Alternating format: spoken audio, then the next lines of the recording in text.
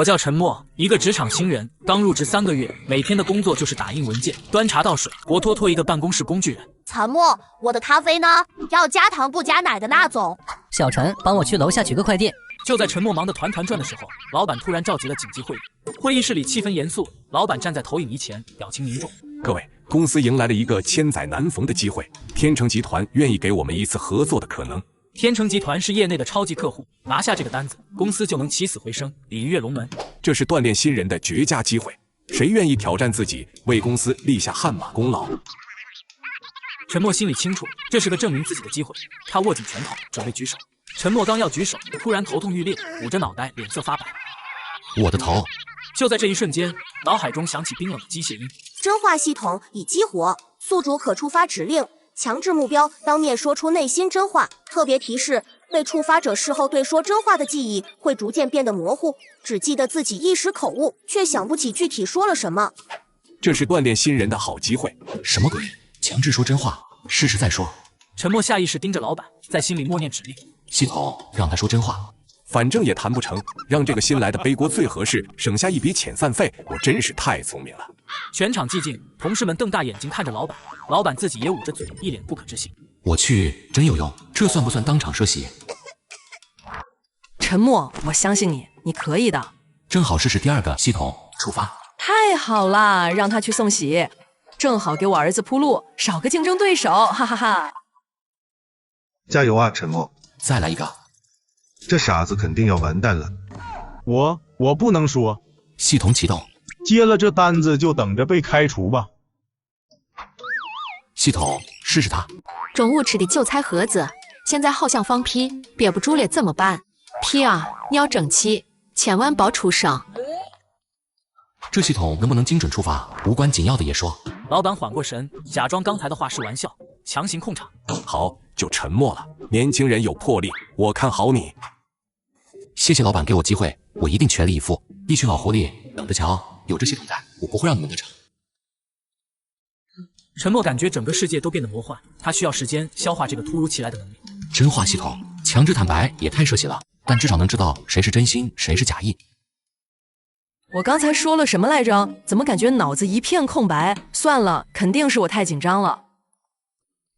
他好像不记得自己说过什么了。这系统还有这种效果？一个熟悉的声音从背后响起：兄弟，听说你接了大单，我来帮你，咱们兄弟一起干，肯定没问题。大学舍友应该不会坑我吧？试试就知道。系统触发。这么大的客户，我一定要抢过来。陈默这个穷漂怎么配拥有？哈哈，我真是太聪明了。先假装帮他，再窃取方案，完美。王五说完自己都傻了，赶紧捂住嘴。那太好了，有你帮忙我就放心了。好你个王五，当面一套背后一套，这系统简直是照妖镜。陈默回到工位，他知道有系统在手，必须先摸清它的使用规则。强制坦白是不是有冷却时间或者距离限制？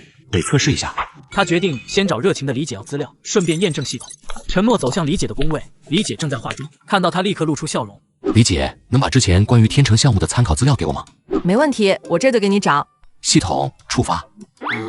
哼，把3年前那份作废的错误资料给他，让他第一步就走错，在客户面前出丑。李姐说完，脸色煞白，赶紧低头翻抽屉，不敢看陈默。谢谢李姐，不过我听说3年前的资料有错误，你不会是想拿那份给我吧？怎么会？我这就给你找最新的。陈默看着李姐手忙脚乱的样子，心里暗笑，系统果然好用。陈默把目标转向了角落里默默无闻的老实人小张。张哥，能帮我个忙吗？我想了解一下天成集团的情况，你这边有资料吗？我这有份之前整理的客户喜好分析，不过不太全，看看是不是真老实。系统触发。陈默真可怜，被推出来当炮灰。这份分析虽然不全，但应该能帮到他，希望他别被那些人坑了。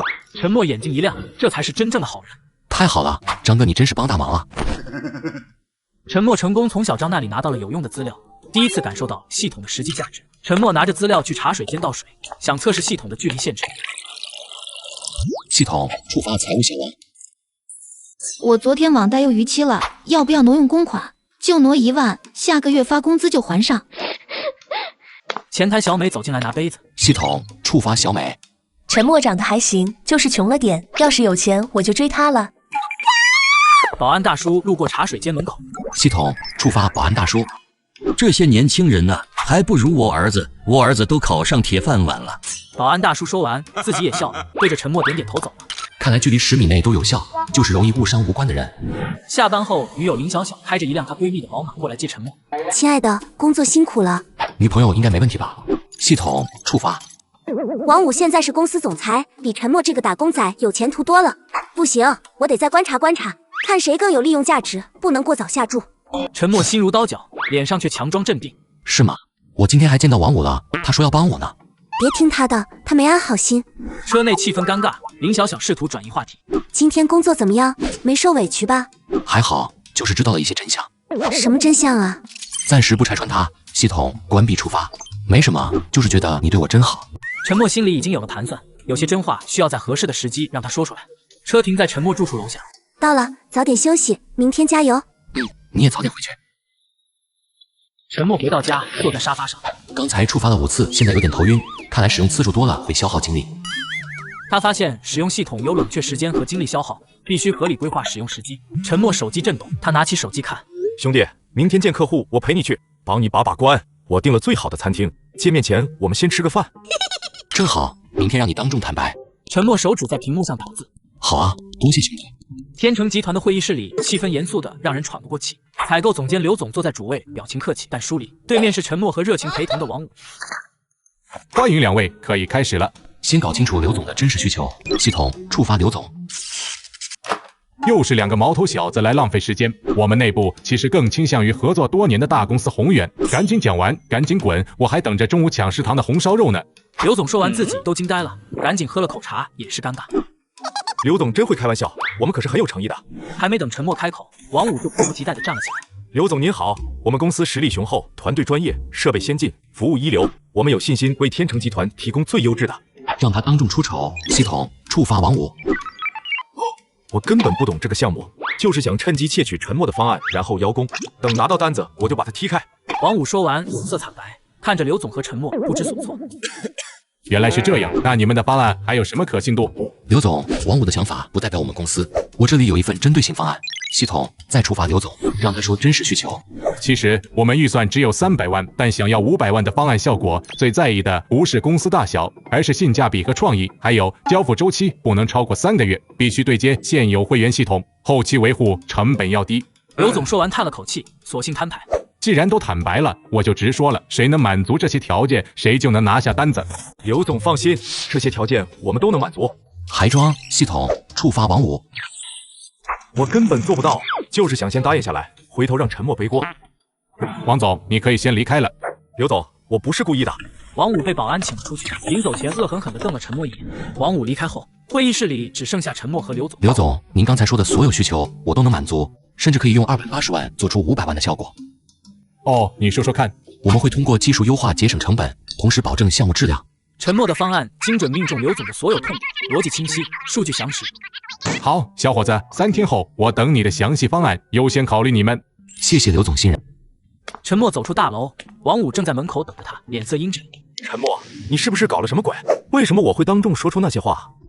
奇怪，我明明记得自己说了很难听的话，但具体说了什么，我怎么想不起来了？一定是最近压力太大了。不对，肯定是陈默这小子有问题。是你自己心里这么想的，怪得了谁？再给他一次教训，系统触发王五。我就是要抢你的单子，我还要让林小小帮我偷你的方案。你这个穷鬼不配拥有这一切。陈默独自走在街上，夕阳将他的影子拉得很长。王五和林小小看来都没那么简单，这场仗才刚刚开始。陈默握紧拳头，眼神坚定，有系统在手，他不怕任何阴谋诡计。陈默回到公司，老板罕见的给他倒了杯水，嘴上说着鼓励的话。小陈啊，这一次的单子就靠你了，好好干，公司不会亏待你的。看看老板的真实想法，系统触发。能成最好，白捡一个大单，不成也是他背锅，反正我不亏。谢谢老板，我会尽力的。陈默知道不能指望任何人，只能靠自己。深夜，整个办公室只有陈默一个人，他开始连夜。这小子又加班，年轻人就是捡。事是远处的人，系统触发距离8米远的保安大叔。不像我到点就走，还有退休金拿，美滋滋。就在这时，林小小的视频电话突然打来，画面里她化着精致的妆。这么晚还没睡？在和闺蜜聊天呢，担心你太累了，看看你。是时候拆穿她了，系统触发。我现在和王武在咖啡厅，得把陈默的底细摸清楚。2个男人总有一个有用，我林小小绝不能输。好戏开始了。挂断电话后，陈默眼中最后一点温情消失，取而代之的是彻骨的寒意。陈默决定设一个局，让王武和林小小自食恶果。凌晨3点，陈默困得不行，肚子也饿了。王武肯定会派人来偷方案，正好让他当众出丑。清晨，天快亮了，一个鬼鬼祟祟的身影出现了，是公司另一个部门的同事小刘。系统触发小刘。王总给了我5万，只要拍到方案就行，这钱太好赚了，到手就去买最新款手机。我真是个商业间谍天才。小刘说完，发现陈默站在门口，当场吓傻了。 5万块就卖了自己，陈哥，我错了，我不是故意的。这些话我会原封不动的发给老板。陈默像没事人一样正常上班，在公司群里发了条消息：方案已最终完成，明天提交给天成集团，希望能有好结果。消息一出，王武立刻上钩了。兄弟辛苦了，中午一起吃饭，我请客，给你补补。鱼儿咬多了，系统准备就绪。午休时，王武把陈默带到了一家高档餐厅。兄弟，随便点，今天我请客，别客气。系统触发王武。 这家餐厅人均200，我请陈默吃，显得我多大方。等抢到单子，这点钱算什么？其实我根本不想花钱，最好他点便宜的。服务员正好进来递菜单，听到这话，忍不住笑了出来。你笑什么？赶紧拿菜单！我要1份澳洲龙虾，再来1份和牛。这小子故意的。系统再触发王武。你点这么贵的，想坑我钱？我才不会给你买单。服务员就点清蒸鲈鱼和牛肉炒饭。酒过3巡，王武开始套话：兄弟，方案里有没有什么特别的亮点？ 提前跟我说说，让他彻底暴露。系统触发王武。我就是想知道你的方案亮点，然后照抄，抢在你前面提交。陈默这个傻子肯定会告诉我的。既然你这么想知道，我就告诉你吧。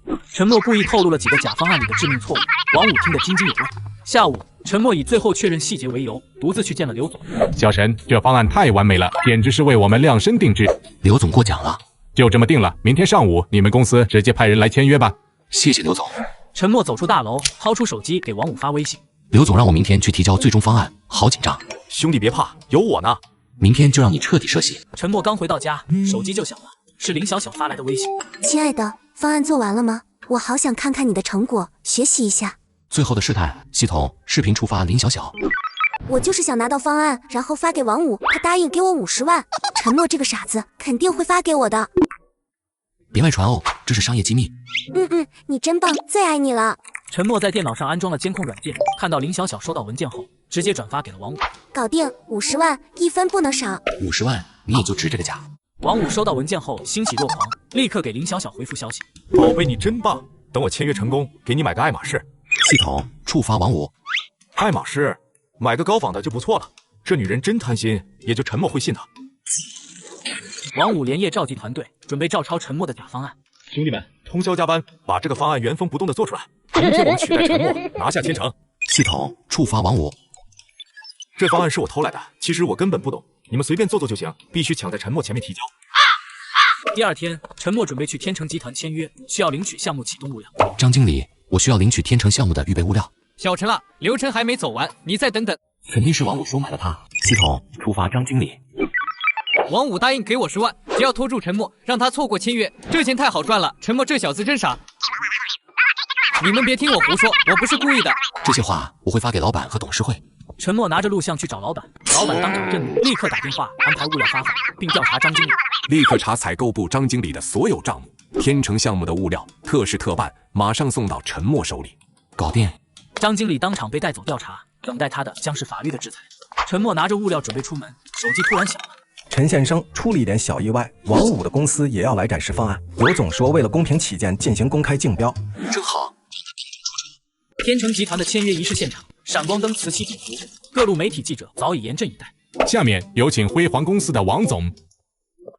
各位领导，各位媒体朋友，今天我要展示的是辉煌公司倾尽全力打造的顶级方案。我们的工期预计3个月，参考了宏远集团的经典营销。是时候了，系统触发王武。这方案是我偷陈默的。 我根本不懂这个项目，工期3个月是瞎编的，宏远是天成的死对头，我就是想捣乱。全场哗然，记者们疯狂拍照，闪光灯亮出一片。这是在侮辱我们天成集团的智商吗？媒体的闪光灯疯狂闪烁，王武的团队成员个个低着头，恨不得找个地缝钻进去。轮到陈默上场了，他从容不迫地走上演讲台，刘总，各位媒体朋友，我们的方案预算280万，工期6个月，每个阶段都有明确的交付节点和质量把控。陈默的方案完美契合刘总的所有需求，创意十足，逻辑清晰。就是这个，陈默，合作愉快。签约仪式结束后，王五冲到陈默面前，面目狰狞。是你搞的鬼！你到底用了什么妖术？为什么每次和你说话我都会失控？明明我记得自己说了很难听的话，但具体内容我怎么就是想不起来？这到底是怎么回事？系统触发王五。我就是极度沉默，我就是想抢他的单子，我还想让林小小帮我害他，都是我的错，我是个混蛋。陈默签下天成大单的消息向老板紧急召开全体会议。今天召集大家是要表扬陈默，他力挽狂澜，为公司赢得了尊严和未来。我决定破格提拔陈默为项目部主管，底薪翻倍，提前预支20万提成。刘主管真厉害，我真为你高兴。看看他的真实想法，系统触发理解。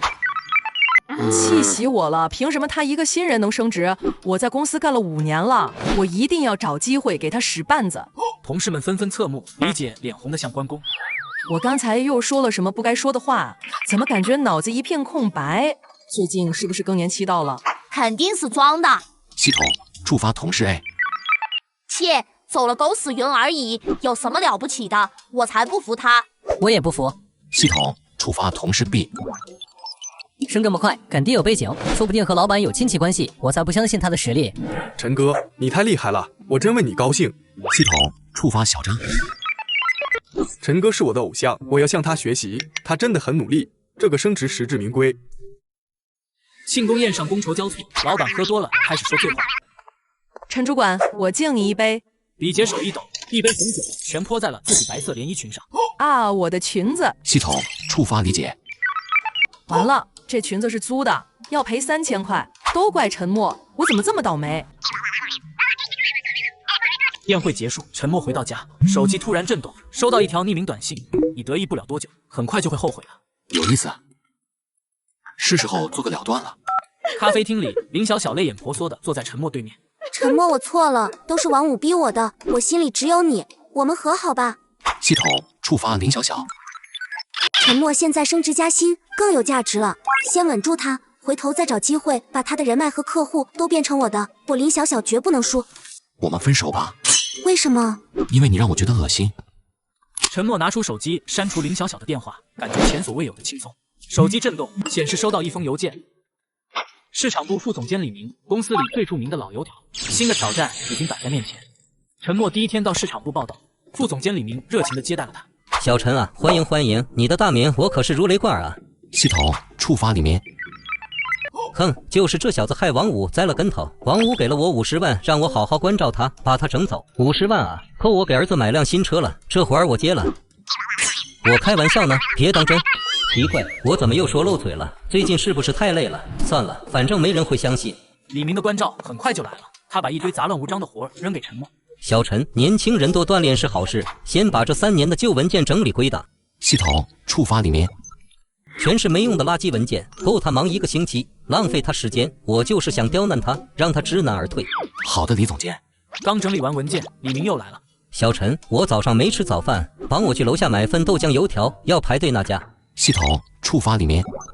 让他知道谁是老大，给我跑腿去吧！我就是想羞辱他，让他在同事面前没面子。没问题。送完早餐，李明又有新任务。对了，我车有点脏，你去洗一下。系统触发里面。哈哈哈！名牌大学毕业生，天成项目的大功臣，现在还不是得给我洗车？爽！我就是想让他当我的佣人。好的，李总监。接下来的几天，李明在客户面前故意贬低陈默。这个方案啊，是我们新来的小陈做的，经验不足，很多地方还需要改进。系统触发里面。这方案明明很好，但我得打压他，不能让他出头。我要让客户觉得他不行，只有我能搞定。于总监，你这样不太好吧？年轻人需要鼓励。我就是随口说说。陈默表面上任劳任怨，实际上一直在收集李明的黑料。上个月那笔3万的回扣账做的天衣无缝。系统触发。上个月那笔3万的回扣账做的天衣无缝，没人会发现，我真是太聪明了。李明说完愣了一下，赶紧四处张望，确认没人听到。又来了，我最近是不是中邪了？怎么老是说些不该说的话？回扣3万，时间上个月。用假发票套出来的5万项目款已经转到我老婆卡上了。系统触发。用假发票套出来的5万项目款已经转到我老婆卡上了，谁也不知道。李明说完，猛地捂住嘴，惊恐地看向四周。完了，我又说漏嘴了，不行，我得离沉默远点，这小子太邪门了。假发票5万转账至其妻子账户。1周后，李明见陈默还没被逼走，决定下狠招，但他发现自己潜意识里开始害怕接近陈默。小陈，有个重要任务交给你，这是公司最头疼的客户刁钻章，特别难缠，好几个项目经理都在他那栽了，你去把他搞定。李明说完，下意识地后退了一步，保持距离。系统触发里面。这次看你怎么死！刁钻章是出了名的项目粉碎机，谁去谁死，搞不定你就给我卷铺盖滚蛋！又来了，我以后绝对不能单独和他待在一起，这小子有古怪。好的，李总监。陈默来到张总办公室，刚进门就感受到一股戾气。你们公司还敢来人？上次那个方案害我损失了300万，全是骗子。系统触发张总。其实我不是故意刁难人，上次被你们公司骗惨了，现在看谁都像骗子。我只是怕再被坑。我这厂子是我一辈子的心血啊！我需要一个真正能理解我企业痛点，不给我画大饼的合作伙伴。张总说完，自己都愣住了，叹了口气，决定给陈默一次机会。张总，我理解您的顾虑，这是我的方案，我不会画大饼，只会解决问题。如果最终达不到合同承诺的效果，所有损失我个人一律承担。好，小伙子，我信你一次，就按你说的办。我还要追加投资。门口传来一声轻笑，一个穿着职业装、干练漂亮的年轻女性走了进来。爸，您今天格外坦诚啊！你怎么来了？这是我女儿苏晴，刚从国外回来，以后公司的事她会多参与。苏晴向陈默伸出手，主动释放了友好。陈先生久闻大名，你的工作方式很特别。系统触发苏晴。这个男人和那些油腔滑调的商人完全不同，眼神很真诚，有点意思，我好像有点喜欢他了。陈默和苏晴握手，两人目光交汇，都笑了。陈默带着签好的合同回到公司，所有人都惊呆了。系统触发里面。不可能，这小子怎么可能搞定刁钻章？我不甘心，我一定要毁了他。但我为什么这么怕他？每次和他说话都会出事。不行，我得想别的办法，不能再当面对质了。还没等陈默接受祝贺，老板突然召集紧急会议。公司刚刚接到10名举报，陈默，有人举报你在和张总签约时给了对方巨额回扣，现在需要你配合调查。什么？这绝对是诬陷！哈哈哈，成功了！这次我没当面对质，用匿名举报，看你怎么办。系统触发里面。是我举报的，我还伪造了证据，我就是想让陈默身败名裂。王五给了我50万，我必须搞定他。全场哗然，老板脸色铁青。李明，你太让我失望了。为什么我会把这些说出来了？就在这时，会议室的门被猛地推开，工商局人员冲了进来。我们是工商局的，谁是李明？有人举报你涉嫌职务侵占、商业诽谤，请你跟我们走一趟。李明被当场带走，临走前恶狠狠地瞪了陈默一眼，但眼神中更多的是恐惧和不解。陈默万万没想到，自己刚刚在公司里站稳脚跟，就被人举报商业贿赂。工商局直接赶到了公司。我们接到10名举报，你涉嫌商业贿赂，这是你签的回扣协议，金额50万，人证物证俱在。所有人都倒吸一口凉气，老板的脸色瞬间变得铁青。这协议上的日期是上周3，那天我一整天都在城西和飞达科技的孙总谈合作，我有完美的不在场证明。口说无凭，谁知道你是不是在胡编乱造？这是上周3的打车记录，时间地点完全吻合。这是我和孙总的会议预约邮件，还有这张我和孙总在飞达科技公司门口的合影，朋友圈动态有时间戳。证据链完整清晰，环环相扣，铁证如山。看来这协议确实有问题。沉默的目光慢慢转向角落里脸色煞白的李明。刘局长，既然协议是伪造的，这属于严重诬告陷害，我怀疑伪造协议的人就在这个会议室里。你血口喷人，老板，他这是在转移视线。李明表面上义正言辞，内心却在疯狂咆哮，额头上冷汗直冒。刘局长，我这里还有些东西，可能和另一起经济案件有关。陈默将 U 盘插上投影仪，屏幕上瞬间出现了一串串触目惊心的转账记录，全场哗然，所有人都震惊地看向李明。李明，你给我解释清楚。别急，还有更精彩的。陈默心中默念说出真话，启动了系统。李明，这份伪造的协议到底是谁让你做的？是王五，王总给了我50万，让我伪造协议陷害你。他说只要搞臭你的名声，你在公司就待不下去了。话音刚落，李明自己都惊呆了，他猛地捂住嘴，瞪大眼睛。你刚才说什么？再说一遍。我说王五给了我50万，让我陷害陈默，我还私吞了公司300万的项目款，全在我老婆账户里。李明说完，整个人瘫软在地，满脸惊恐。我怎么会说出来？李明，你涉嫌职务侵占、商业诽谤、伪造文件，跟我们走一趟。李明像条死狗一样被拖走，路过陈默时，眼神怨毒无比。危机解除，老板当众宣布给陈默记大功，所有人都用敬佩的眼神看着他。陈默，你为公司揪出了这个蛀虫，我代表公司给你记大功。回到工位后，陈默终于松了一口气，刚坐下，手机就震动了起来。听说你上演了一场无间道，恭喜你！晚上有空吗？压压惊。就在陈默准备回复的时候，眼角余光瞥向窗外，一辆黑色的奔驰停在那里。王五的眼神阴鸷如毒蛇，仿佛要把陈默生吞活剥。陈默刚刚在公司里端掉了李明的贪腐集团，就接到了苏晴的邀请。敬我们的大英雄。哪里，只是运气好。李明最后那段自白真是绝了，他怎么就突然全招了？可能是心理压力太大，崩溃了吧。突然，陈默的手机疯狂震动，屏幕上显示小张的来电。喂，小张，怎么了？陈哥出大事了！天成集团收到匿名举报，说我们项目用的材料是假冒伪劣产品，还附上了检验报告。现在项目被紧急叫停了。你先别慌，把所有资料整理好，我马上回去。屋漏偏逢连夜雨，餐厅的电视突然插播了一条新闻快讯。最新消息，辉煌公司总裁王武宣布，为维护行业声誉，愿意免费为天成集团提供同类服务，帮助他们度过质量难关。作为行业从业者，我们有责任维护市场秩序，保护客户利益。陈默眼神瞬间冰冷。这是王武。是他，这次是他对我下的战书。话音刚落，天成集团刘总的电话就打了进来。刘总，您好。陈默，你还有什么好说的？我的董事会都快炸了，王五那边已经把方案送到我桌上了，我给你1天时间，解决不了，我们就法庭上见。刘总，请相信我，这纯属污蔑。明天上午10点，我会在您的办公室给您和所有董事一个满意的交代。你最好说到做到。陈默挂断电话，脸色凝重地看着桌面。到底怎么了？王五伪造了检验报告，说我们项目的材料是假冒伪劣产品，现在项目被叫停了。我爸在质检中心有熟人，我马上联系，连夜给你出一份最权威的报告。谢谢你，苏晴，但这次是王五对我下的战书，我必须亲自接招，把他彻底打服。陈默的眼神里没有丝毫退缩，反而燃起了熊熊战意。陈默送苏晴上了出租车，自己则连夜赶回公司。你一定要小心。苏晴，我会的。陈默转身，眼神变得锐利，大步走向停在路边的自己的车。陈默知道王五伪造的证据一定做得天衣无缝，常规的澄清很难奏效，他必须在短短10几个小时内找到一个能一击致命，让王五无法翻身的破局之法。你以为这样就能打败我？太天真了。回到公司后，陈默立刻召集了核心团队，一场争分夺秒的战斗即将打响。把所有资料都拿出来，我要逐一核对，王五的破绽一定藏在细节里。陈哥，我们只有不到12个小时了，那就1分钟都不能浪费，开始吧。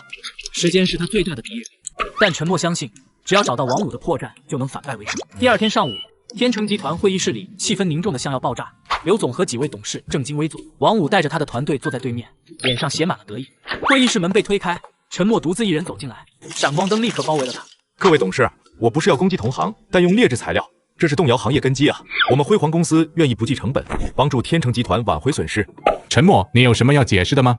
面对王五的挑衅和董事们的质疑，陈默没有慌乱。这是国家级检测中心的加急报告，证明我们的材料完美合规。另外，这是我们和供应商的视频会议记录，证明这批材料是特供天成的顶级货。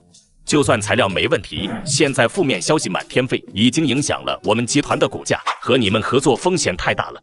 陈默盯着这位董事，心中默念说出真话。董事先生，您真正担心的是风险吗？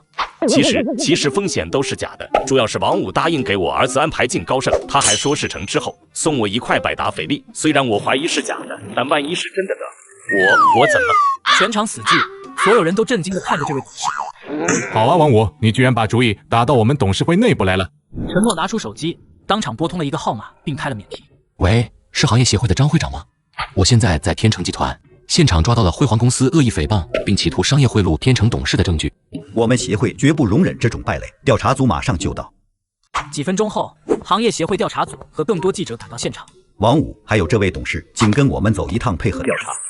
危机解除后，刘总把陈默叫到了办公室。陈默，这次多亏了你，不然我们天成集团的名誉就毁了。我代表董事会正式向你道歉，并且决定与你们公司签订深化战略合作协议。陈默接过茶杯，礼貌地点头。刘总客气了，这是我应该做的。陈默拖着疲惫的身体回到办公室，胜利的喜悦还没持续多久。陈默点开邮件，脸色瞬间阴沉下来。陈默眼神瞬间冰冷，拳头紧紧握住。陈默，你毁了我，我就要毁掉你在乎的一切，你的女人，你的工作。王武，你真是疯了！陈默知道，疯了的王武比任何时候都更危险。王武当晚就被他父亲保释出来。第二天，网络上突然铺天盖地出现爆料，称陈默的公司财务作假，濒临破产。网上全是我们公司的负面消息，好几个客户都打电话来质疑了。不要慌，这是有人在背后搞鬼，我会处理的。这时，林小小也盯上了陈默公司内部对陈默不满的老员工。两位，我知道你们在公司里兢兢业业这么多年，却一直得不到重用。林小姐，你这话是什么意思啊？这是50万，只要你们帮我做一件小事，拿到公司的项目资料，这钱就是你们的。真的？当然，事成之后，我还能给你们安排更好的职位。深夜，陈默独自站在办公室窗前，看着城市的万家灯火。喂，陈默，别一个人扛着。我爸说了，我们是你最坚实的盟友。陈默遭遇内忧外患，公司岌岌可危。苏秦父亲张总主动伸出援手，邀请陈默前来商讨反击计划。小陈，王家那小子像条疯狗，你想营救不能只盯着狗。张总的意思是？陈默瞬间理解了张总的意思，在白板上画出组织架构图，标注出王武联盟中每个老板的性格弱点。王武是核心，但他愚蠢自大。我们要做的不是攻击他，而是剪除他的羽翼。整个团队陪着陈默通宵达旦，所有人都知道这是背水一战。李老板最近急需一批海外原材料，这是我们的突破口。我这里正好有独家供应商的联系方式，价格可以给到市场价的7折。有了这个筹码，李老板肯定会动心。陈默派小张去和李老板谈判，带着诚意满满的合作方案。李老板坐在包厢里，面色阴沉。小张刚把方案递过去，什么玩意儿？你们陈默还有脸来找我合作？走，李总，您先看看方案，这个价格真的很优惠。出去，再不滚我叫保安了。原来王武提前得知消息，用一个更大的假合同稳住了李老板。陈默的第一次策反失败了。小张低着头站在陈默面前，像个做错事的小学生。陈哥，对不起，我搞砸了。不怪你，是我低估了王武的警惕性。不过没关系，我还有 B 计划。陈默立刻调整策略，把目标转向联盟中脾气最火爆和王武有过节的孙老板。孙老板，该你出场了。孙老板是个5大3粗的中年男人，正在看陈默提供的证据，脸色越来越难看。王武这个王八蛋，我就说我的技术怎么会泄露？原来是他和那个姓林的女人联手搞的鬼。孙总，证据确凿，您的核心技术被他们卖给了您的死对头。孙老板看完证据后勃然大怒，当场和王武打电话。王武，你还是人吗？老子把你当兄弟，你居然偷我技术卖给我洗对头！孙哥，你听我解释，这是误会。误会你大爷！证据都在这儿呢。从今天起，你我能断一绝。你那个什么狗屁联盟，老子退了。王武接完孙老板的怒骂电话，脸色铁青。陈默这个小子，他到底从哪里搞到的证据？我早说过，不要太小看陈默。就在陈默反击初见成效时，公司内部几个被王武收买的老资格高管联合向老板施压。老板，陈默现在就是个灾星，公司股价跌了3个点，客户接连动摇。为了公司稳定，我建议让他休假，由我暂代他的职务。其他几个高管纷纷点头附和。这个就在老板犹豫之际，他的手机和邮箱同时响起提示音。商界突发，孙总实名举报辉煌公司总裁王武窃取商业机密。老板又打开邮箱，看到第2封邮件。公司最大的海外客户发来邮件，说陈默的新合作方案太棒了，他们决定追加1倍订单。老板看完邮件后，脸上露出笑容，会议室气氛瞬间反转。好，陈默干得漂亮。孙总举报王武的事闹得满城风雨，现在整个商界都在看王武的笑话。就在这时，公司另一个被王武收买的内鬼周扒皮总监突然站了起来。老板，我有不同意见。周总监，你说。陈默是暂时稳住了，可他得罪的人太多。王武的联盟不止孙总一个，万一他们联手报复，公司能扛得住吗？其他几个老资历高管纷纷点头附和。是啊，陈默太年轻气盛，行事太激进了。为了公司稳定，我建议让陈默暂时休假，避避风头。陈默冷冷地看着周扒皮，心中默念说出真话。周总监，您真的是为公司着想吗？周扒皮突然感觉喉咙一紧，嘴巴不受控制地张开。不是，王武答应给我100万，只要把陈默搞下台，这钱够我儿子付首付了。陈默啊陈默，别怪我，谁让你挡了我的财路？我怎么会？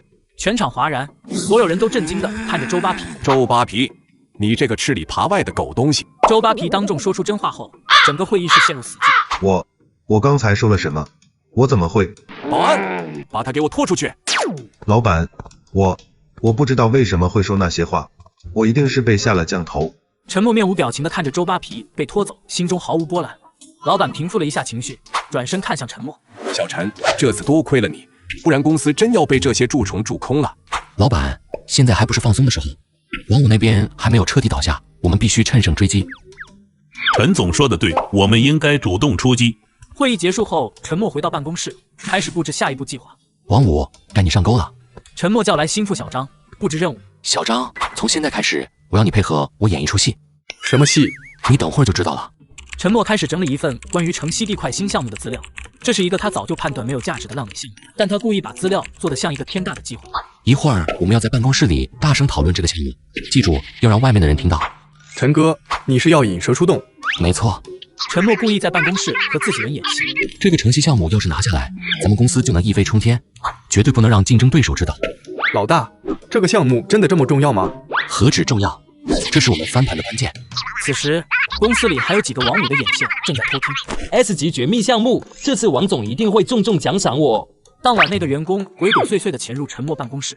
陈默通过办公室的微型摄像头看到了全过程。上钩了。王五站在投影屏幕前，意气风发地对着几个老板挥舞手臂。各位，我刚拿到绝密情报，陈默正在秘密推进城西地块项目，价值上亿，我们必须抢在他前面。王五口若悬河，殊不知自己正一步步走进陈默精心布置的陷阱。王总，这情报靠谱吗？绝对靠谱，我的人亲眼看到的，机不可失。我已经决定全力出击。王五调动了公司所有可用资金，高调杀向城西地块项目方。李总，久仰久仰，我们辉煌公司愿意出比市场价高20%的价格拿下这个项目。王总，你来的正好，我们公司因为违规用地，正在被国土资源局调查，正愁找不到人作证呢。办公室门被推开，几个穿制服的人走进来。王总吧，听说你们公司对这个项目感兴趣，麻烦跟我们回去协助调查。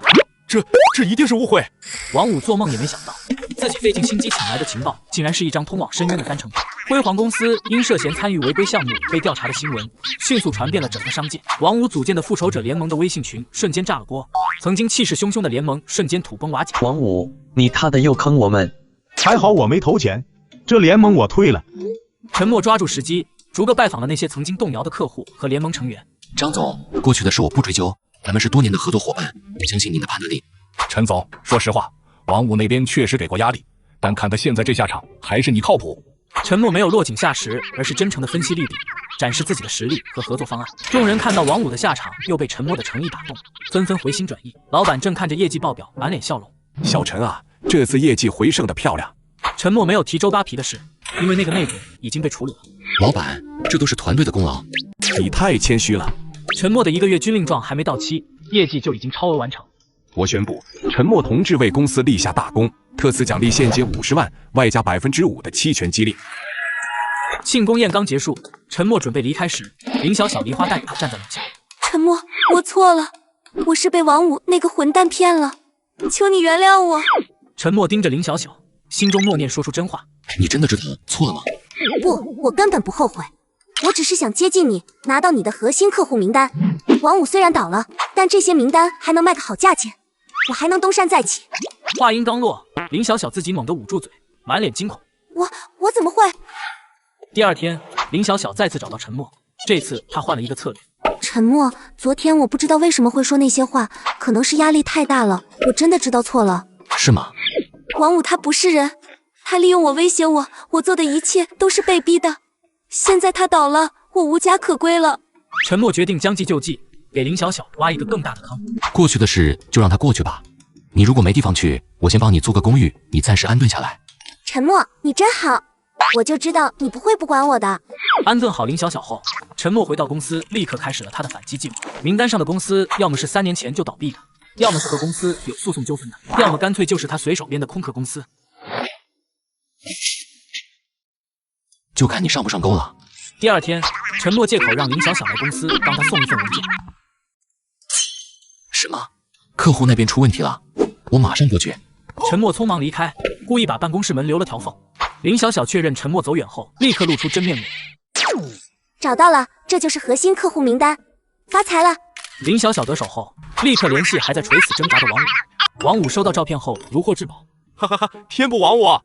陈默，你的客户马上就是我的了，我王五要东山再起了。王五立刻转账50万给林小小，迫不及待地按照名单开始联系客户。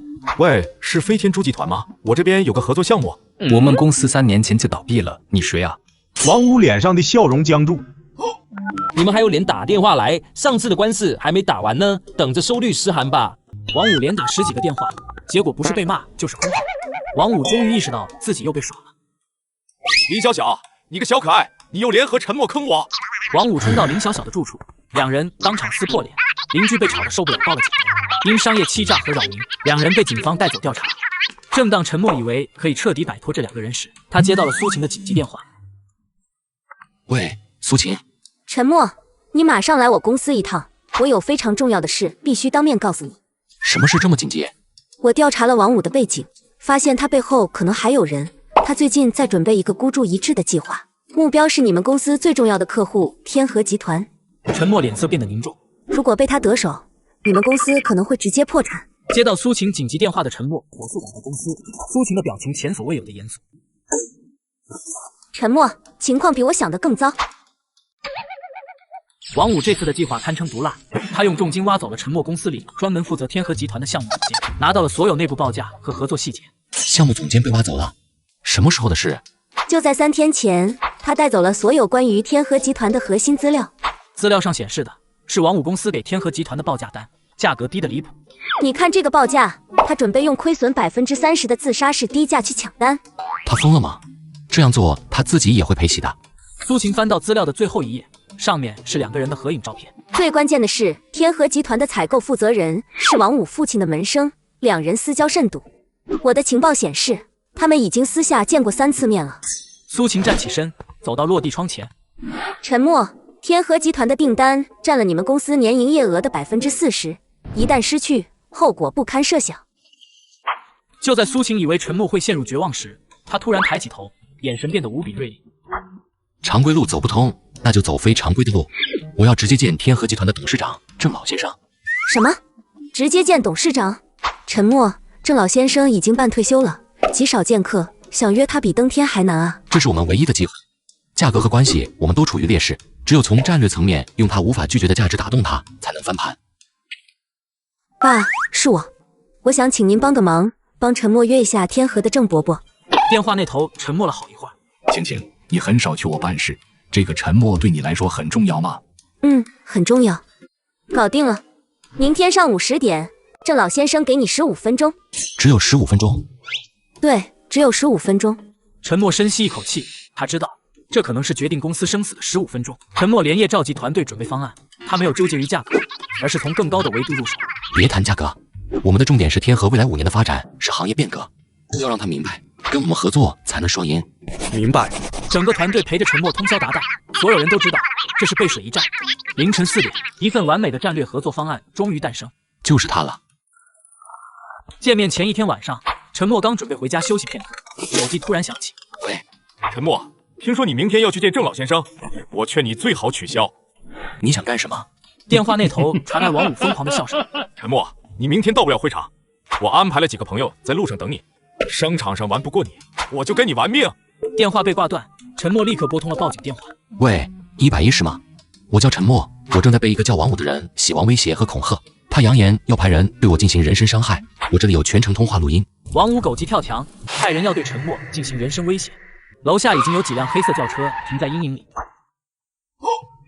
话音未落，几辆商务车疾驰而至，7、8个身穿黑色西装、体格健硕的安保人员冲下来，瞬间将混混们反包围。警笛声由远及近，警车呼啸而至，混混们被警察和安保堵个正着，一个都没跑掉。陈先生，苏总让我们保护您的安全，请上车。谢谢。在安保的护送下，陈默安全回家休息，准备第2天最关键的会面。第2天上午，陈默在安保的护送下，准时抵达天河集团总部。董事长办公室古色古香，一位精神矍铄、气质儒雅的60旬老人正坐在茶台后泡茶，他就是天河集团的创始人郑老先生。小陈，坐。你和王家那小子的事，我有所耳闻。商场如战场，但我不希望把私人恩怨带到生意里来。陈默知道，常规的介绍方案已经没用了，他必须用更高明的方式打动郑老先生。陈默没有拿出 PPT， 而是平静地坐在郑老先生对面。郑老，我知道您时间宝贵，在谈方案之前，我想先问您一个问题：对天河而言，未来5年最重要的究竟是短期的成本节约，还是一个能共度风雨、共同成长的战略盟友？陈默盯着郑老先生，心中默念说出真话。郑老，您真正在意的是什么？郑老先生突然表情变得恍惚，嘴巴不受控制地张开。其实我最在意的根本不是价格，王五那小子给的价是低，但他给我的感觉太急功近利，满嘴跑火车。把集团5年的供应链交给这种人，我不敢。我需要的是信誉，是长期稳定。我怕被他这种投机者绑架，最后弄得一地鸡毛。话音刚落，郑老先生自己都惊呆了。他捂着嘴，不敢相信自己把心里话全说了出来。我怎么把心里话都说出来了？陈默等的就是这一刻，他微笑着将连夜准备的方案递过去。郑老，您担心的正是我要为您解决的。这份不是报价单，而是我们未来5年的盟约。盟约，其中包括了3级风险保障机制、供应链数据共享平台，以及每年2次的行业趋势联合研讨会。陈默的每一条都精准地打在了郑老先生的痛点上。好啊，这才是真正的战略思维。郑老先生看完方案，激动地拍而起。好，就你了，不仅要合作，还要签10年。我要你做我们天河集团未来10年唯一的战略合作伙伴。原定15分钟的会面延长到了1个半小时。郑老先生和陈默相谈甚欢，甚至留他们吃午饭。小陈，你是我这些年见过最有格局的年轻人。王五那小子，以后别想再踏进天河的门。郑老先生突然笑了起来。也怪了，平时滴水不漏的我，刚才怎么就把心里话全抖出来了？不过也好，省得拐弯抹角了。郑老过奖了，这都是应该做的。陈默成功拿下了天河集团的10年战略合作，王五的最后一击彻底落空。而那些被真话系统触发的人，事后都对说真话的记忆模糊，只记得自己说错话，却不知道为什么会说出那些话。陈默和苏晴走出天河大厦，长舒一口气。王五不仅没抢到单，反而因为派人行凶和商业欺诈，彻底上了郑老先生的黑名单。陈默，你太厉害了。不过郑伯伯刚才怎么突然就把心里话都说出来了？我认识他这么多年，从没见过他这样失态。可能是我的诚意打动了他，让他愿意说真心话吧。是这样吗？总觉得哪里怪怪的。陈默上了苏晴的车，刚想说声谢谢，苏晴却突然开口，神情变得认真起来。陈默，我爸说你这样的将才不应该屈居在小池子里。什么意思啊？苏晴深吸一口气，注视着陈默。他想正式邀请你加入我们公司，担任执行副总裁，负责所有的核心业务。你愿意来吗？陈默彻底愣住了，这是一个足以改变他人生的机会，但也意味着他将和苏晴成为最紧密的同事。陈默坐在咖啡馆，面前放着2份合同，一份是现公司的续约合同，另一份是张总公司副总裁的聘任书。这是他职业生涯以来最艰难的抉择，留下来还是离开，这是个问题。陈默回到现在的公司，老板热情地接待他，一副求贤若渴的模样。陈默啊，这次天河集团的项目你干得太漂亮了，我决定再给你加薪20%。陈默心中默念说出你的真实想法，系统请人气。这小子现在是公司的摇钱树，绝对不能让他走。等我儿子毕业了，接手公司，再把他踢开也不迟。我刚才说什么了？几秒钟后，老板眼神恍惚，关于刚才说了什么的记忆迅速模糊，只隐约记得自己好像说错话了。我刚才说什么了？算了，总之陈默，你要留下来。陈默听到老板的真实想法，对这个虚伪的老板彻底失望了。陈默从公文包里拿出早已准备好的辞职信，放在老板桌上。老板，谢谢您的栽培，但我决定去寻求更大的发展空间。老板看到辞职信，整个人都傻了，脑子里还在努力回想自己刚才到底说了什么。等等，我刚才是不是说错话了？陈默，你听我解释，我刚才说什么了来着？老板猛地一拍桌子，桌上的茶杯都震得跳了起来。陈默，只要你留下，我给你涨薪5万。陈默内心毫无波澜，甚至有点想笑。5万？你当我是要饭的吗？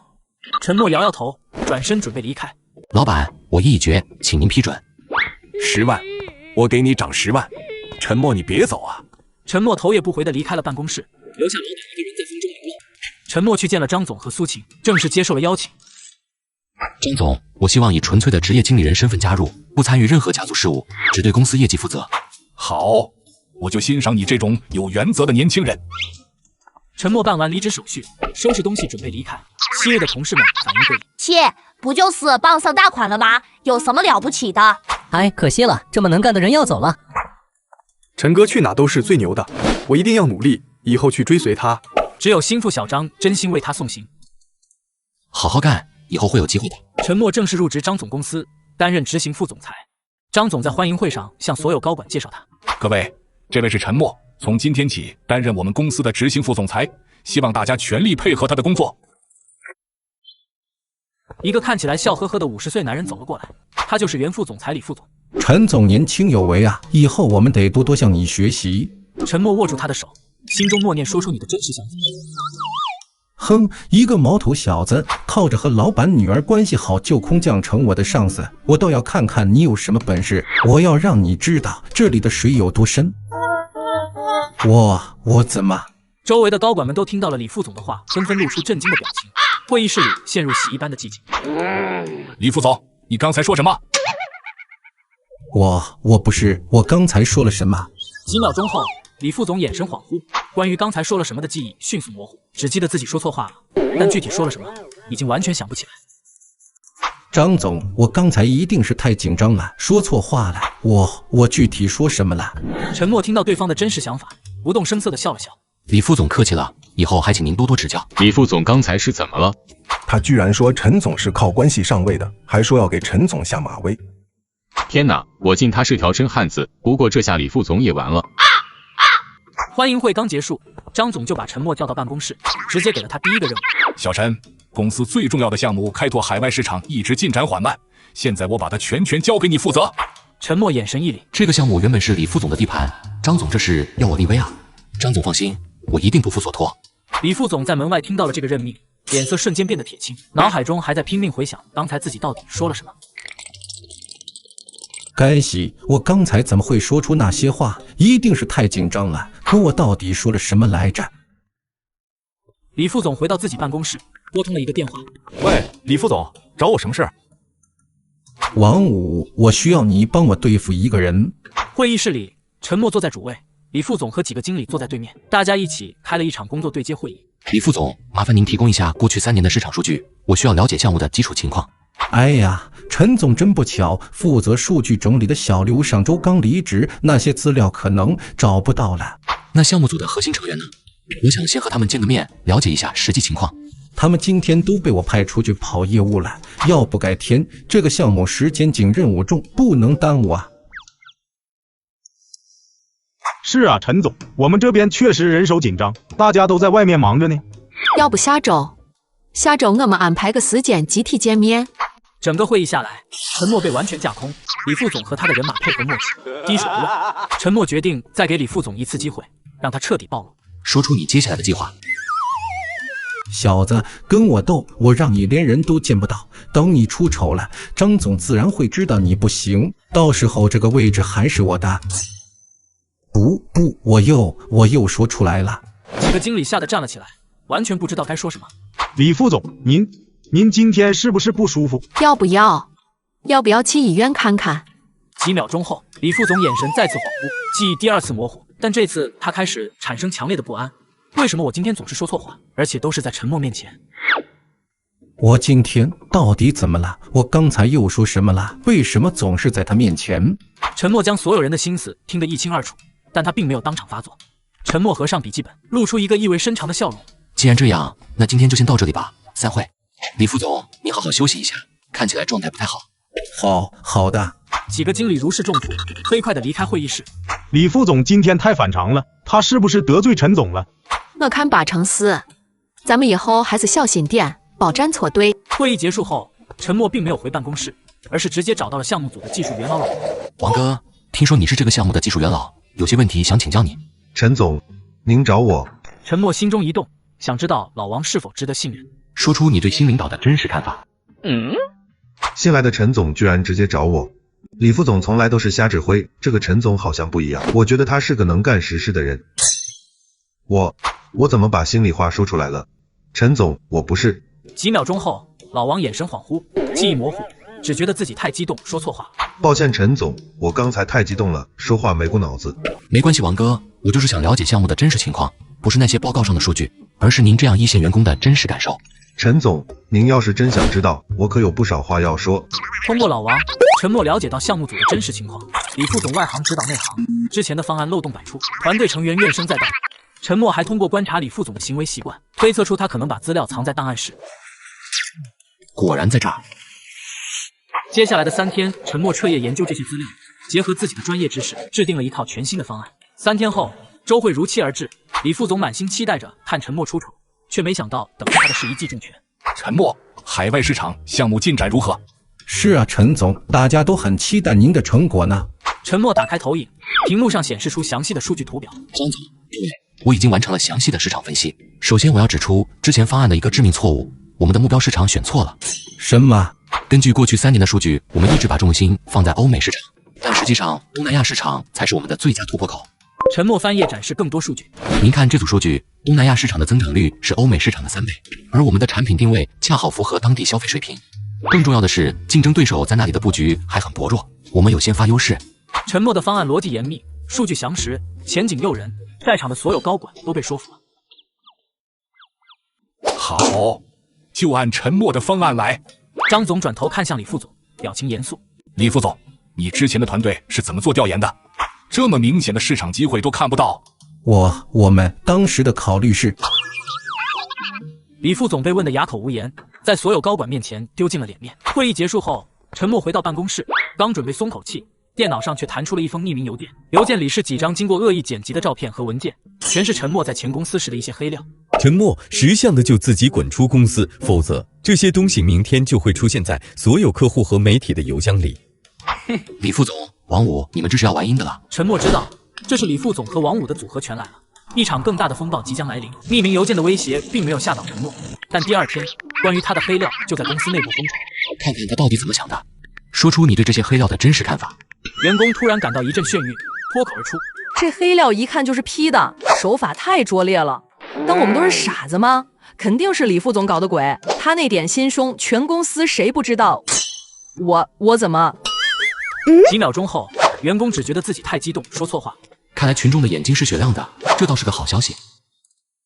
陈默接到张总秘书的通知，说李副总要来对接工作。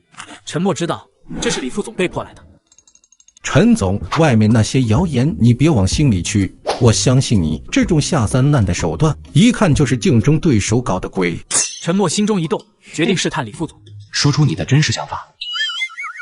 哈哈哈！我看你这次怎么收场，身败名裂吧，小子！等你灰溜溜的滚蛋！这个项目还是我的。李副总话音刚落，整个人如遭雷击。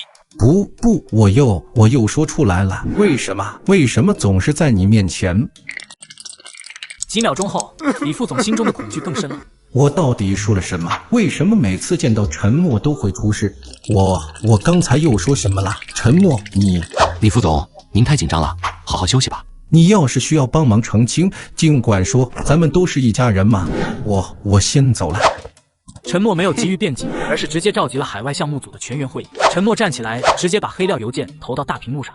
相信大家都看到了这些东西，我不想逐一解释，因为有的是断章取义，有的是纯属捏造。所有人都盯着陈默。我只想告诉大家，我的过去干不干净不重要，重要的是我们能不能把未来干得漂漂亮亮。信我的就跟我一起干。老王第一个站起来鼓掌。李副总眼中满是恐惧和不甘，他下意识地避开陈默的一拍。陈默主动拿着那些黑料去找张总，准备把事情说清楚。陈默将打印出来的邮件放在桌上。张总，这是有人针对我散布的黑料，我想逐一解释清楚。陈默详细解释了每一件事的来龙去脉。张总认真听着。小陈，木秀于林风必摧之，能做事的人必然会招来非议。这件事你不用管了，放手去干，我给你撑腰。另外，我授权你彻查公司内部的信息泄露问题，这种行为绝不能姑息。谢谢张总信任。有了张总的授权，陈默开始锁定泄露邮件的源头。李副总的助理，有意思，看来这条线索很关键。陈默约谈了李副总的助理。陈默早已打开手机录音功能，助理表面镇定，但手指在桌下不停颤抖。陈总，您找我有什么事吗？小李，我想跟你聊聊那封匿名邮件的事。你知道是谁发的吗？陈总，我不太明白您的意思。陈默心中默念，说出你做过的事。是李副总让我做的，他让我联系王五那边的人，把您的黑料发给公司所有人和媒体。我也是被逼的。助理瘫坐在椅子上。我为什么会说出来？陈总，您一直在录音。几秒钟后，录音已经保存完毕。我刚才说什么了？你说了很多该说的话，这个要看你接下来的配合程度。陈总，我愿意配合，求您给我一次机会。陈默拿到了李副总和王五勾结的铁证，但他没有立刻上报给张总。沉默盯着证据，眼中闪过一丝深意。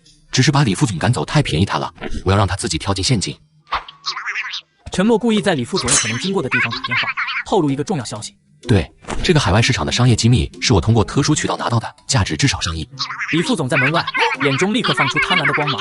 保密级别最高，连张总都还不知道。我准备明天正式向张总汇报，这次海外项目要是成了，公司至少能赚10个亿。上亿的商业机密，如果我能拿到这个情报，卖给王五，我就发了。他本能的想起自己总是在沉默面前出事，虽然记不清具体细节。但是这个沉默有点邪门，每次见到他我都会出事。算了，富贵险中求，这次我小心点，不直接见他。李副总迫不及待地回到办公室，准备联系王五。王总有个大生意，沉默手里有个价值上亿的海外市场机密，不过这次我得小心点，这个沉默邪门的很，我不能直接跟他接触。就在沉默准备收网的时候，意外发生了。苏晴脸色苍白，神色慌张地冲进来。沉默，不好了！怎么了？我爸他刚刚在办公室突发心脏病，被送去抢救了。张总突发心脏病被送进医院抢救，苏晴焦急地守在手术室外。其实张总最近工作压力很大，身体一直不太好，只是他自己不愿意说。公司高管们闻讯赶来，走廊里人心惶惶。苏小姐，节哀，不是张总一定会没事的，但是公司现在群龙无首，我们必须尽快商讨对策。李副总，我爸还在抢救。正因如此，我们才更要稳住局面。我建议立即召开紧急董事会。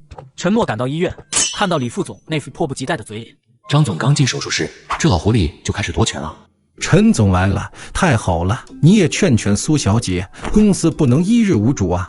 李副总说的对，董事会确实该开。苏晴不明白他为什么同意李副总的提议。1小时后，紧急董事会召开。各位董事，张总病危，公司正值多事之秋，我毛遂自荐，暂代总裁一职，带领大家渡过难关。一个董事立刻举手，我赞成。李副总资历深厚，最适合主持大局。沉默心中一动，决定让这个董事说出真心话，说出你的真实身份。张总一倒，公司要完蛋，我得赶紧抛售股票。我怎么？他本能的感到不安，虽然说不清为什么。又是这样。几秒钟后，董事眼神恍惚，记忆模糊，只觉得自己说错话，但气氛已经变得极其尴尬。看来董事很坦诚。就在李副总即将全票通过时，会议室大门被推开。等一下，他将一份文件重重地拍在桌上。这是我爸的授权书，在他康复前，公司所有事务由我和陈副总说了算。李副总脸色瞬间煞白，一把抓起文件反复查看。不可能，老狐狸什么时候签的？我怎么一点风声都不知道？文件上有张总的亲笔签名和律师公证章，铁证如山。而且这个陈默太邪门了，我每次在他面前都会出事，虽然我记不清具体发生了什么。哈哈，苏小姐早说嘛，既然张总有安排，那我们当然全力配合。李副总说话时小心翼翼，尽量不看沉默，他生怕又出事。那么会议继续，李副总，请回到你的位置。张总病危的消息传开后，公司立刻陷入内忧外患。1周内，情况急转直下。陈总、张总的身体状况我们听说了，这个项目我们需要重新评估。与此同时，竞争对手趁机高薪挖墙，市场上开始出现公司资金链断裂的谣言。苏晴和陈默站在办公室里，窗外是繁华的都市夜景。现在怎么办？客户在观望，员工在动摇。分工合作，你坐镇公司稳定军心，我去安抚客户。好。陈默用3天时间稳住了所有重要客户，展现出专业能力和诚意。与此同时，苏晴在公司内部召开全员大会。我知道大家都很担心，但请相信我们，公司一定能渡过难关。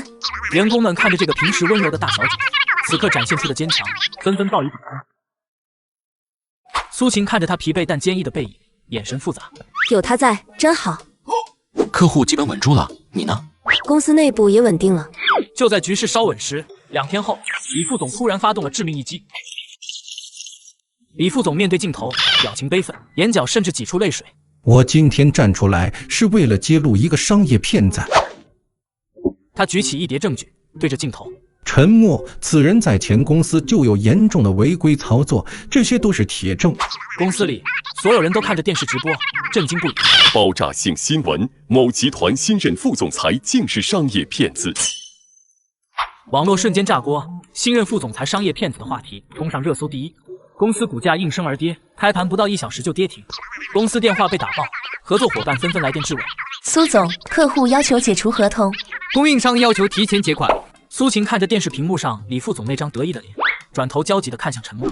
现在怎么办？董事会那帮人已经准备弹劾你了。陈默缓缓关掉电视，眼神冰冷的可怕。是时候让他付出代价了。李副总的诬陷让公司股价暴跌，董事会紧急召开会议，要求立刻罢免陈默。苏总，公司股价已经跌停了，再这样下去，我们都要完蛋。没错，必须立刻罢免陈默，否则公司信誉彻底完了。苏晴咬紧牙关，双手紧握。各位，陈默绝不是那种人，请给他一点时间证明自己。证明？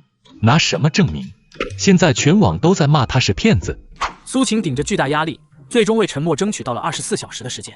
陈默的办公室里灯火通明，他和团队通宵准备着反击材料。陈总，李副总那边的证据做得太完美了，我们真的能翻盘吗？放心，我既然敢接下这个挑战，就一定继续查，不要放过任何细节。陈默心里清楚，这一战只能赢不能输，输了就是万劫不复。第二天，陈默召开新闻发布会。陈总，请问你对李副总的指控作何回应？你是否真的有商业欺诈行为？是不是该向公众道歉？现场气氛剑拔弩张。有消息说你在前公司就劣迹斑斑，这是真的吗？所有人都等着看陈默如何回应。陈默走上台，神色平静，没有丝毫慌乱。各位记者朋友，在回应之前，我想先请大家看一段东西。大屏幕上开始播放李副总指控他的视频。就在所有人以为陈默要认罪时，画面突然一转。针对李副总的每一条指控，我都准备了完整的证据链。陈默用铁一般的事实，将李副总的每一条指控都击败。什么？居然有反转？陈默站直身体，眼神变得锐利如刀。现在轮到我来提问了。一个在公司工作了10年的副总裁，为什么要用如此拙劣的手段来诬陷一个新同事？陈默话锋一转，准备发动致命反击。照片中，李副总和王武在咖啡厅秘密会面。更有意思的是，李副总和我的前老板王武似乎关系很不一般啊。屏幕上显示出一笔笔银行转账记录，金额触目惊心。天啊，这些转账记录！一段清晰的录音响彻全场，所有人都屏住了呼吸。大家请听，这是他们的通话录音。你放心，这次的材料天衣无缝，保证让他永不翻身。这小子太邪门了，我每次见他都会出事，这次我不直接接触他，应该没问题。干得好！等我吞并了张家的公司，你的好处少不了。现场记者们疯狂按动快门，闪光灯亮成一片。这是真的吗？太劲爆了，快发稿！此时，李副总的脸色瞬间惨白如纸。不可能！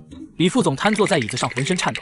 他怎么会有录音？而且为什么我总是在他面前出事？虽然我记不清具体发生了什么，但每次见到他，我就会莫名其妙的倒霉。他到底是什么人？陈默并没有就此罢手，他要彻底击垮李副总。各位，这还不是全部，接下来的内容更加精彩。李副总收受回扣的账本，侵吞公款的转账记录，向竞争对手出卖商业机密的邮件截图一一呈现。利用职务之便收受回扣，侵吞公款，出卖商业机密。李副总，这10年你干得不错啊！记者们疯狂记录，现场彻底沸腾。这是年度最大反转。陈默从骗子变成了英雄，这才是真正的孤胆英雄啊！舆论在短短1小时内彻底反转，陈默成了揭露腐败的英雄。发布会还未结束，警察就出现在了李副总的办公室门口。李先生，我们接到举报，你涉嫌商业贿赂、职务侵占等多项罪名，请跟我们走一趟。不，你们不能抓我，我为公司干了10年啊！警察给李副总戴上手铐。凭什么输给你一个黄毛小子？而且你到底对我做了什么？为什么我总是在你面前出事？虽然我记不清到底发生了什么，但一定是你搞的鬼。公司股价奇迹般的触底反弹，资本市场用最直接的方式表达了对陈默的信任。会议室里，董事们神色复杂。我们之前误会陈总了，应该向他道歉。没错，陈总为公司做了这么多，我们太过分了。董事会紧急召开会议，全票通过了对李副总的开除决议。各位，陈默是个值得信任的人。李副总被压着走出大门，脸色灰败。我不服，我为公司付出了那么多，凭什么？还有脸说贪污犯？10年的蛀虫吧。李副总被警察带出公司时，迎接他的只有嘲讽和唾弃。公司大厅里，员工们自发地为陈默鼓掌。陈总太厉害了，这才是真正的领导者。危机彻底解除，陈默的威望达到了顶峰。陈默走出公司大门，苏晴追了出来。陈默，你要去哪？去医院看看张总，把这个好消息告诉他。我陪你一起去。陈默和苏晴刚走出病房，我爸已经脱离危险了，医生说恢复得很好。那就好。张总已经脱离危险，正在休息。公司内部的蛀虫清除了，现在该算算外面的账了。你是说王五？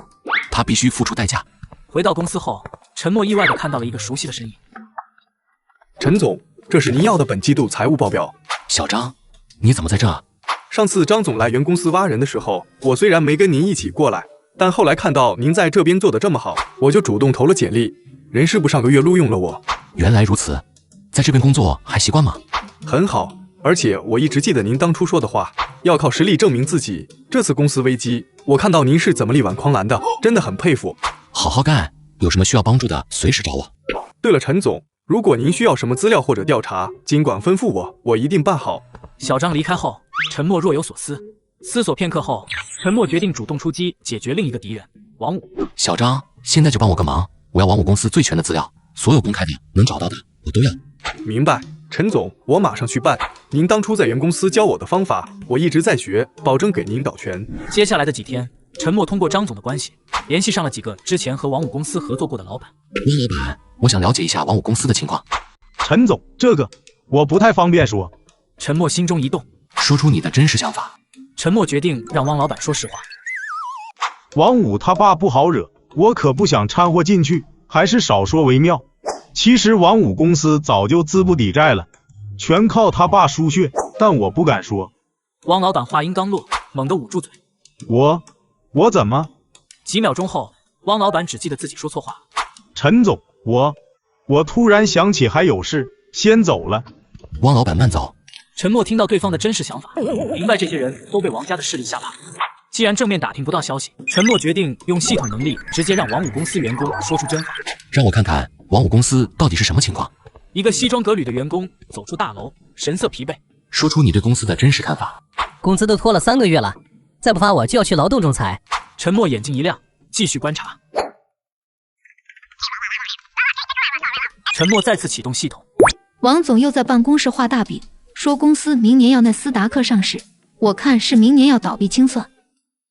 原来如此，王五公司的真实情况终于浮出水面。通过让员工们说出真话，陈默迅速掌握了王五公司的真实状况：财务造假、项目烂尾、拖欠供应商，全靠王五父亲输血维持。小张，帮我找出所有被王五拖欠款项的供应商名单，越详细越好。陈总，您是要？我要让他的资金链彻底断裂。2天后，陈默将几个被王五拖欠款项最久的供应商聚在一起。陈总，您把我们叫来是？陈默心中一动，决定让这些老板说出真心话，说出你们的真实顾虑。3个老板突然感到眩晕，几乎同时开口。我想出头，但王家报复我怎么办？我还是先看看情况。让别人先上，我看看情况再说。我的工厂快撑不下去了，但我不敢得罪王家。3人话音刚落，同时捂住嘴，脸色煞白。我怎么把心里话说出来了？陈总，我。几秒钟后，3人眼神恍惚，记忆模糊，但气氛已经变得微妙。陈默听到了所有人的顾虑，他知道必须拿出点真东西。各位老板，我这里有王五公司完整的资金状况分析报告。陈默翻开资料，指着数据。张老板，您被拖欠380万，已经8个月了。李老板，您被拖欠520万，快1年了。王老板，您被拖欠670万，您的工厂都快撑不下去了吧？3个老板脸色大变，没想到陈默连细节都掌握得一清二楚。单独去要，你们要不回来。但如果我们联合起来向法院申请财产保全，王五就必须还钱。可是王家势力大，王五的公司已经是空壳了，全靠他父亲输血。只要我们联合起来冻结他的资产，他父亲也保不住他。陈总说的对，我们人多势众，怕什么？干了，反正欠我的钱不还，我也是死路一条。供应商们终于被说动，决定联合起来对付王五。搞定供应商后，陈默开始布局第2步，举报王五公司财务造假，把这些造假证据整理好，匿名发给监管部门。陈总，您这是双管齐下，要彻底切断王五的资金链啊！既然他要玩，我就陪他玩到底。忙完这一切，已经是深夜。苏晴端着热咖啡走进办公室，别太累了，喝杯咖啡休息一下。陈默抬头看到苏晴眼中的关切，谢谢。对了，告诉你一个好消息，我爸的病情很稳定，医生说恢复得很好，很快就能出院了。那就好。他认真工作的样子好帅。不对，苏晴你要矜持，现在是工作时间。陈默听到苏晴的话，低头喝咖啡，嘴角微微上扬。你笑什么？没什么，就是觉得一切都在往好的方向发展。然而就在陈默以为一切尽在掌握时，一通电话彻底打破了平静。妈，这么晚了怎么还没睡？儿啊，你快回来！陈默脸色瞬间变了，猛地站起身。妈，怎么了？出什么事了？家里来了几个不三不四的人，说你在外面得罪了人，要我们好看。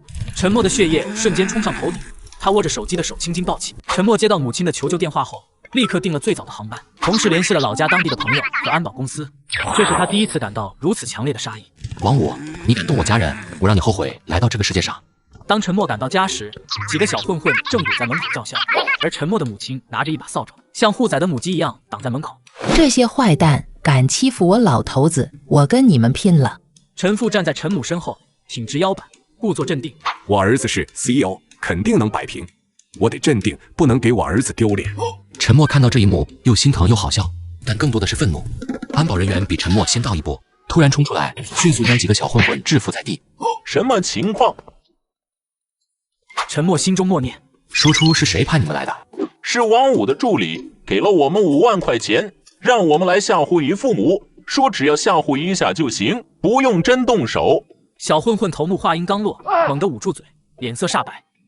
我怎么全说出来了？陈默没有动手，而是拿出手机开始录像，并打开了录音功能。喂，110是吗？我要报警。陈默安抚好受惊的父母，并留下了2名专业的安保人员24小时保护。儿啊，你在外面是不是得罪了什么大人物？要不咱们算了吧，别惹麻烦了。妈，您放心，我会处理好的。这2位是专业的安保人员，会24小时保护你们。陈府拍了拍陈默的肩膀，我就知道我儿子有办法。安抚好父母后，陈默连夜返回城市，他眼中再无一丝犹豫。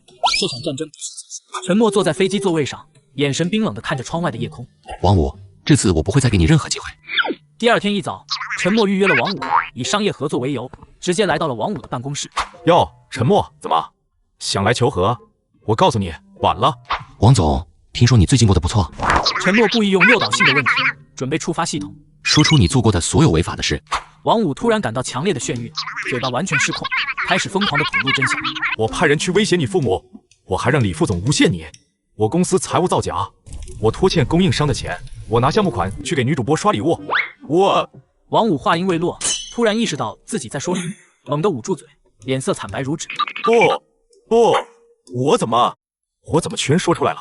陈默早已打开手机录音，将王五的自白全部录了下来。王五，你触碰了我的底线，等着坐牢吧。王五瘫坐在椅子上，整个人像被抽干了力气，眼神涣散。我怎么会把这些都说出来？我到底说了什么？几秒钟后，王五眼神恍惚，关于刚才说了什么的记忆模糊，但他已经清楚地知道自己完了。陈默将证据交给警方，王五因涉嫌寻衅滋事和教唆伤害被正式立案调查。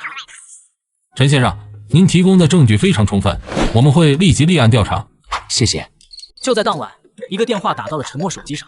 是陈默吗？我是王五的父亲，王氏集团王天龙。王总，有什么事吗？第二天，王老爷子约见陈默，在一家高级会所的包间里。王天龙坐在沙发上，气场强大，一看就是久居高位的商界大佬。老爷子又要给这个废物儿子擦屁股了。上次是赛车撞了人，上次是搞大了女明星肚子，这次更狠，直接刑事犯罪了。这儿子不要也罢。小陈，我儿子不懂事，我代他向你道歉，开个价吧，只要你撤诉，我什么条件都答应。王天龙看似诚恳，但陈默却从他眼中看到了高高在上的傲慢。王老爷子开出了天价筹码，5000万加2个前景最好的项目，只要陈默撤诉放过王五。这里是5000万，另外王氏集团旗下2个前景最好的项目可以分包给你们公司，只要你高抬贵手。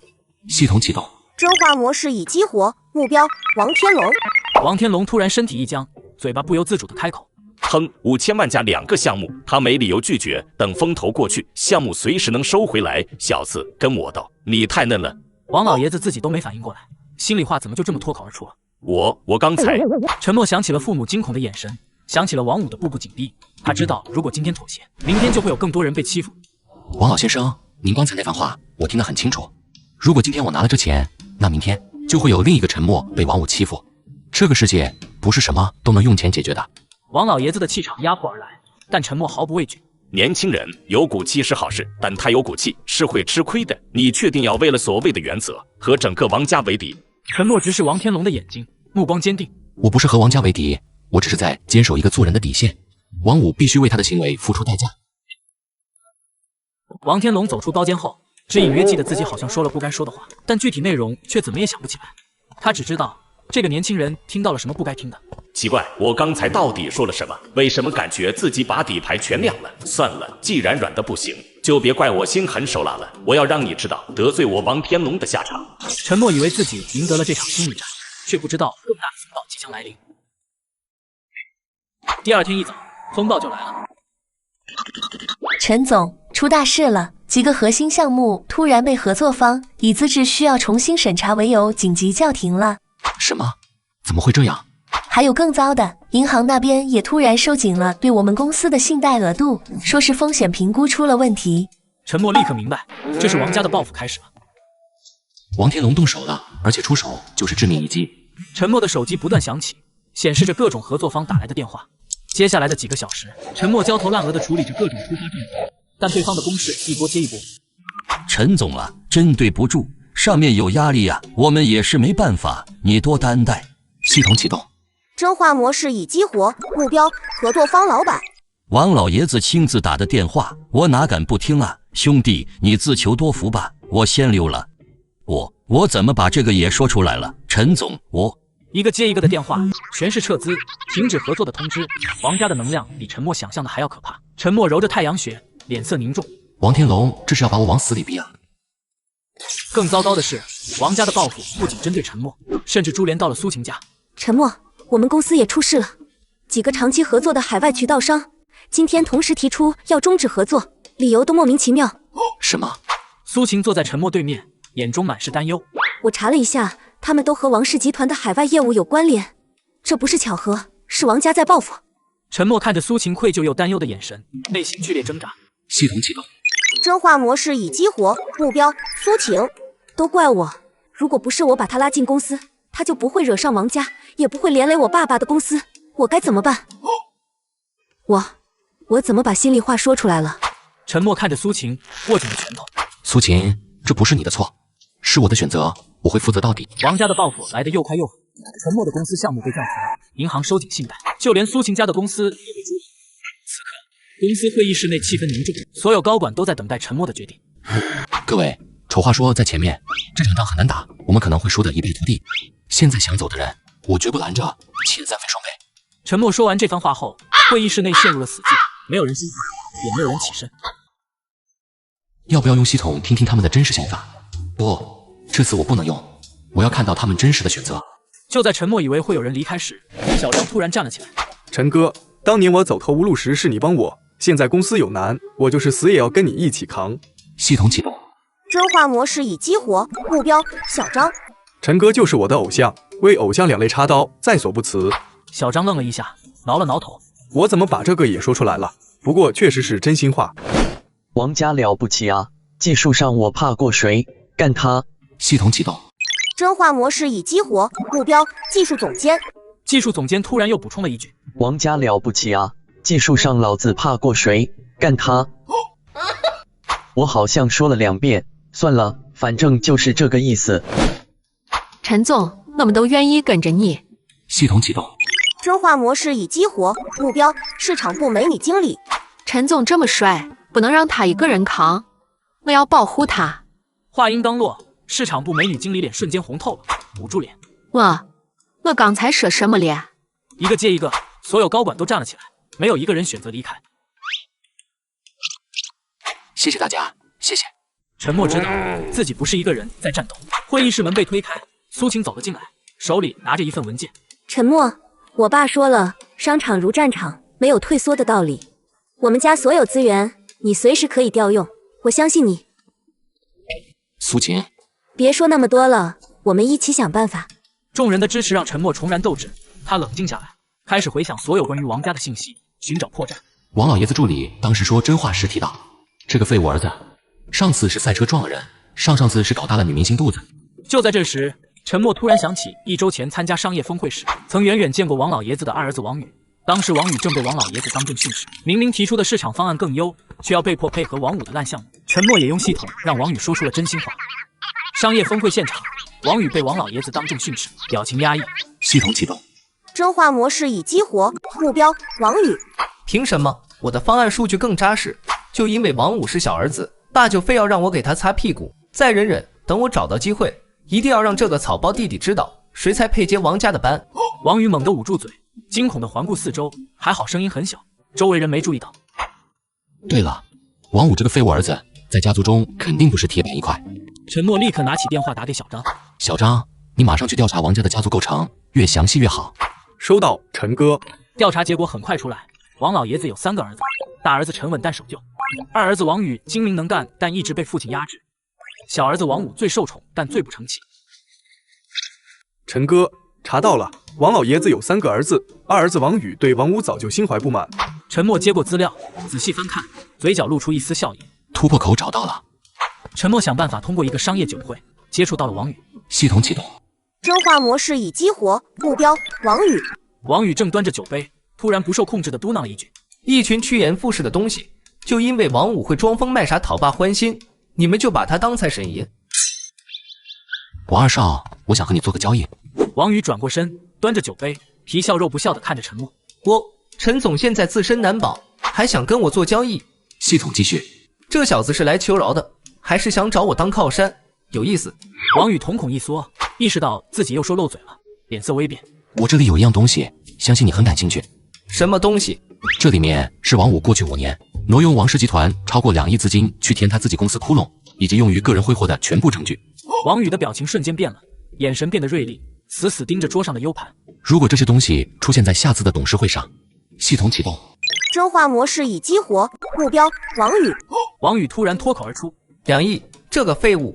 我辛辛苦苦做项目1年才赚1个亿，他败家就败了2亿，爸还一直护着他，太不公平了！这个证据是我扳倒他的绝佳机会。王宇惊恐地看着陈默，意识到自己把所有心里话都说出来了。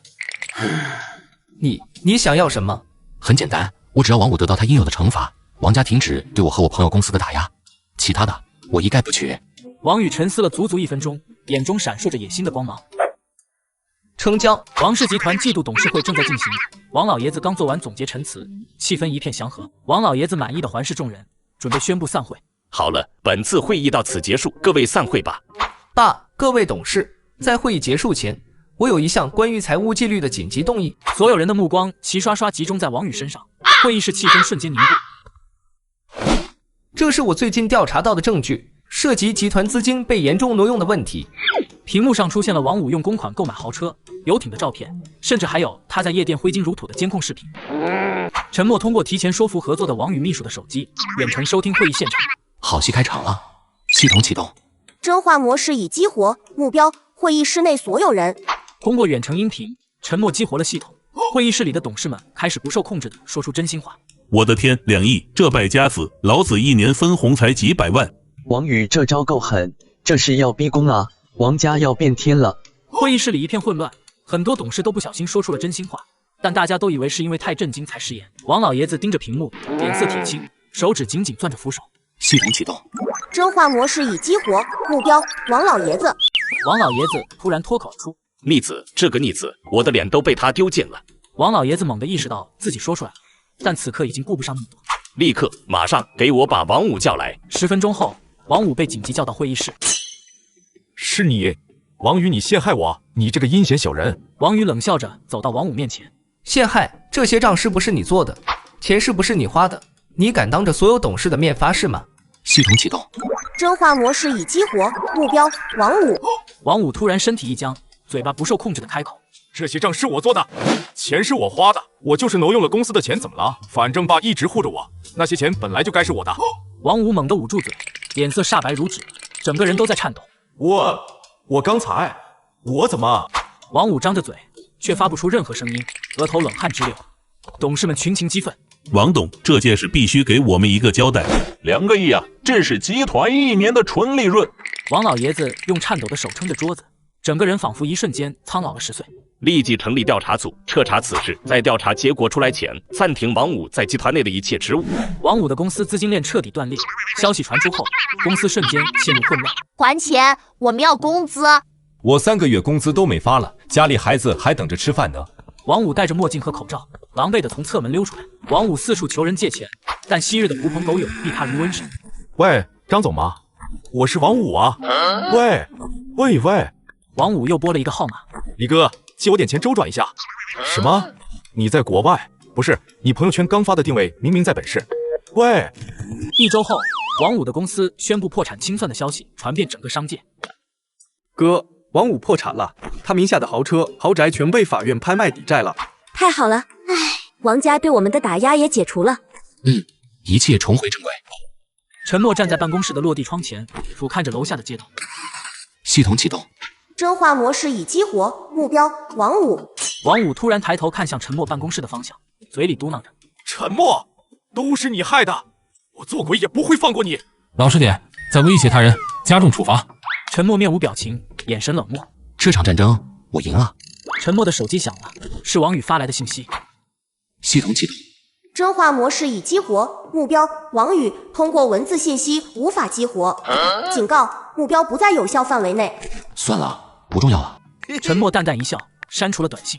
就在这时，陈默的私人手机突然响起，来电显示是一个未知号码。喂，电话那头传来一个经过变声处理的诡异笑声。哈哈哈哈！陈默，恭喜你扳倒了王五这个小丑。陈默脸色瞬间凝重，他快速走到窗边，拉上窗帘。你是谁？我是谁不重要，重要的是……对方故意停顿了几秒，笑声更加阴冷。我知道你有一个秘密，一个能让别人说真话的秘密。你在胡说什么？呵呵，别装了。你说，如果我把这个秘密公之于众，你会怎么样？陈默紧紧攥着手机，指节发白。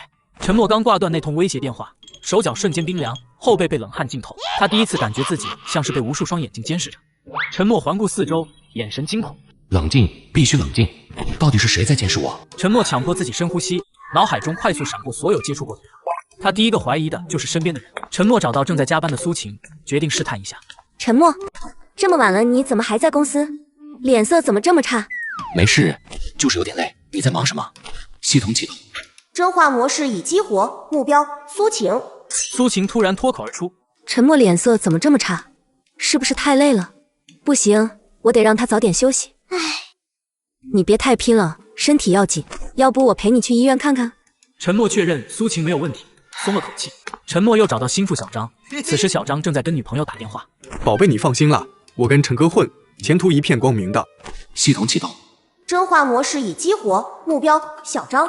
小张突然脱口而出：“等发了奖金就给你买那个包。陈哥对我这么好，我一定要好好干。”小张，这么晚还不回去？陈哥，我这就走，你也早点休息啊。陈默也排除了小张，将身边所有亲近的人都试探了一遍后，他确认秘密不是从内部泄露的。既然不是人泄露的，那会是什么？陈默脑中灵光一闪，高科技监控。对了，之前通过张总认识过一位网络安全专家。陈默拨通电话：“喂，是李工吗？我需要你的帮助，越快越好。”第二天一早，网络安全专家李工就带着专业设备赶来了。李工一见面就上下打量陈默。系统启动，真话模式已激活，目标李工。这就是传说中让张总女儿倾心的男人，看起来平平无奇吗？哦，这身西装不错，阿玛尼的，有品味。李工猛地捂住嘴，尴尬的笑了笑。抱歉，我这人说话直，见谅。李工，麻烦你帮我全面检查一下，我怀疑被人监控了。放心，交给我。扫描仪发出的滴滴声越来越急促，这信号强度。李工走到办公室的盆栽前，从土里挖出一个微型窃听器。还有吗？李工又从陈默外套的纽扣上找出针孔摄像头。李工又从手机充电头里找出窃听器。看着这些设备，李工倒吸一口凉气。兄弟，你到底得罪谁了？这都是军用级别的玩意儿，市面上根本买不到。能查到来源吗？一套下来至少几百万。我试试反向追踪信号源和购买记录。千万不要惊动设备，我要知道幕后是谁。陈默盯着桌上的窃听器。这些设备记录了我使用系统的所有画面，每次别人突然说出真心话的诡异场景都被拍下来了。经过1夜的追踪，李工终于有了惊人的发现。查到了，这些设备是在1个月前分批安装的。购买者是谁？一个叫林峰的人，职业是私家侦探，在圈内很有名，号称影子。林峰，我从没听过这个名字。这人只要给钱，什么情报都能搞到，但他肯定不是主谋，背后一定有雇主。陈默知道，被动等待只会任人宰割，他必须主动出击。既然你们想玩，那就来玩个痛快。陈默深吸一口气，拨通了电话。那头传来一个带着笑意的声音：“陈先生，等你电话很久了，开个价吧，我想买我自己的情报。”有意思，不过不是我想卖，是我的雇主想和你谈谈。什么时候？在哪里？明晚8点，城西废弃工厂，你一个人来，记住，只能你一个人。陈默独自驾车来到城西废弃工厂，这里荒无人烟，只有月光洒在破败的厂房上。工厂内空荡荡的，只有一个男人坐在椅子上，正是那个神秘的私家侦探林峰。陈先生果然有胆识，敢一个人来赴约。系统启动，真话模式已激活，目标林峰。林峰突然脱口而出：“这小子居然真敢一个人来，有点意思。不过雇主的计划，差，这是最毒妇人心啊！”别废话，你的雇主是谁？他想要什么？别急嘛，陈先生，我的雇主小姐马上就到，她只想拿回属于自己的东西。陈默心中一惊，雇主竟然是个女人。高跟鞋踩在地面的声音从阴影中传来，一个熟悉的身影从黑暗中走出。当陈默看清那张脸时，整个人都愣住了。陈默，惊不惊喜？意不意外？陈默万万没想到，幕后黑手竟然是自己曾经的前女友林小小。是你？没错，就是我。看你这表情，是不是很意外啊？系统启动，真话模式已激活，目标林小小。林小小突然脱口而出，像是打开了话匣子。王五是猪，你是狼，而我是玩弄猪和狼的猎人。我真是太聪明了，我就是现代武则天，不，我是钮祜禄。小小。林小小说完后，露出讥讽的笑容。你的能力确实厉害，但那又如何？你还不是要被我拿捏？林小小挑衅地看着陈默，眼神中透着算计和得意。你高兴得太早了吧？林小小，继续说。林小小深吸一口气，这些都不重要，重要的是……林小小继续开始了他的自白。王五那个蠢货给了我钱去对付你，正好帮我安装了这些设备，他到死都不知道自己也是我的棋子。投影仪上开始播放陈默在办公室的片段，看到了吗？只要我把这些视频配上邪术控制的标题发出去，你猜会怎么样？陈默看着视频，反而冷静了下来。他终于明白了所有事情的来龙去脉。你还真是煞费苦心。系统启动，真话模式已激活，目标林峰。林峰突然又脱口而出：“这女人疯了，居然录了这么多。不过她给的钱确实多，等拿到尾款，我就去夏威夷度假，再也不接这种变态的单了。”林峰无奈地看着林小小，一脸无辜：“这真不怪我，不受我控制啊。”现在我知道了你的秘密，你说我是把它卖给媒体，还是卖给你的竞争对手？林小小停顿了一下，脸上露出更加得意的笑容。或者，林小小伸出一根手指，红色的指甲几乎要戳到陈默的脸上。或者你出个价，买断你自己的未来，1000万现金，3天之内。林小小的眼神变得阴狠起来。陈默从废弃工厂回来后，脸色阴沉的可怕。他万万没想到，真正的幕后黑手竟然是林小小，那个看起来没脑子的花瓶女人。苏晴推门进来，看到陈默的样子，立刻走上前。陈默，你脸色这么难看，到底出什么事了？苏晴，有件事我必须告诉你，但你可能会觉得很疯狂。陈默思考再三，他知道这个秘密一旦说出口，就再也收不回来。但现在的局面，他需要一个真正信任的人。你说，不管什么事，我都听着。陈默深吸一口气，开始讲述自己拥有真话系统的秘密。其实我有一种能力，从几个月前开始，我脑子里出现了一个系统，让我可以让任何人不由自主地说出内心的真实想法。苏晴万万没想到，陈默的秘密竟然如此离奇，但看着他疲惫又坦诚的眼睛，他心里没有丝毫怀疑。我信你，不管你有什么秘密，你都是我认识的那个陈默。我们一起想办法。系统启动，真话模式已激活，目标苏晴。苏晴突然脱口而出：“天啊，真话系统，这比霸道总裁小说还刺激。他是不是也让我说过真心话？那我之前想他帅，想他做我男朋友，好害羞。不对，现在是关键时刻，要冷静，我得帮他想办法。”苏晴脸红得像苹果：“你又让我说真心话了。”陈默听到苏晴的真心话，原本沉重的心情瞬间轻松了不少。林小小录了我很多诡异的视频，威胁我3天内给她1000万，否则就公开我的秘密。这个女人太恶毒了，我们报警。单独报警没用，她手里有证据，而且她很狡猾，我们得智取。两人开始商量对策，很快制定出了一个反制计划。第一步，假装筹钱，稳住林小小。第二步，策反林峰，他只是为钱办事的私家侦探。第三步，在交易时录下敲诈证据，报警抓人。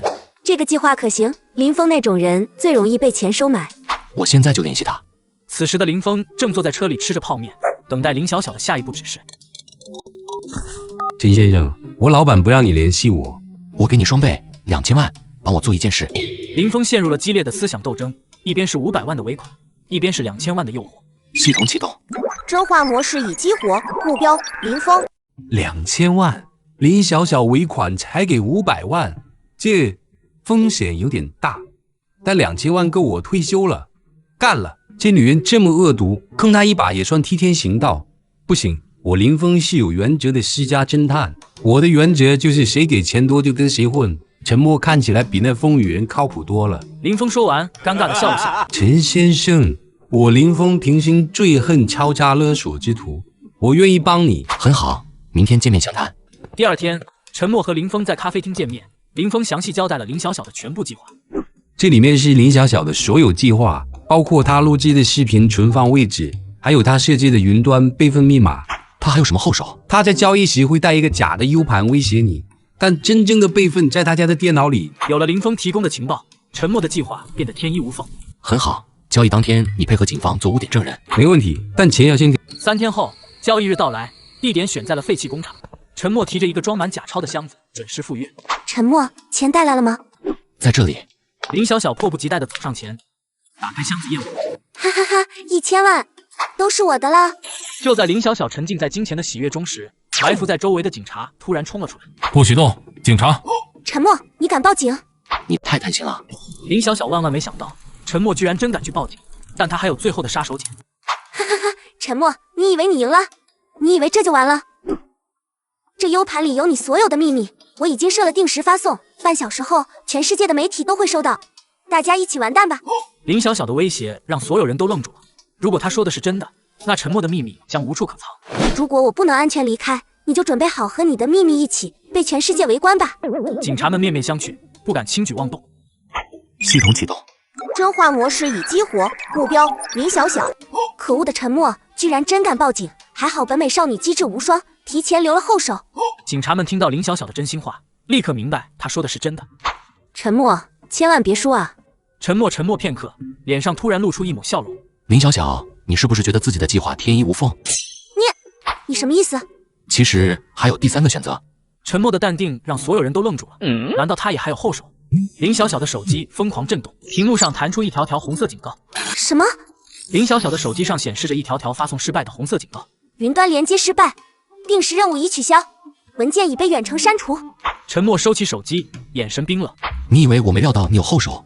从我决定反击的那一刻起，我的技术专家就已经入侵并监控了你所有的电子设备。陈默的话如同一记重锤，彻底击碎了林小小最后的希望。你的所谓死守系统，在我眼里不过是个笑话。林小小看着手机上的失败提示，整个人都呆住了。不可能，你骗我！失去最后底牌的林小小彻底崩溃了。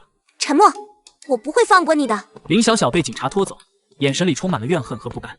系统启动，真话模式已激活，目标林峰。林峰突然脱口而出：“我去，高，实在是高！这反转，奥斯卡编剧都写不出来。还好我站对了，不然我的下场。”林峰庆幸自己做出了正确的选择，否则现在被带走的也有他。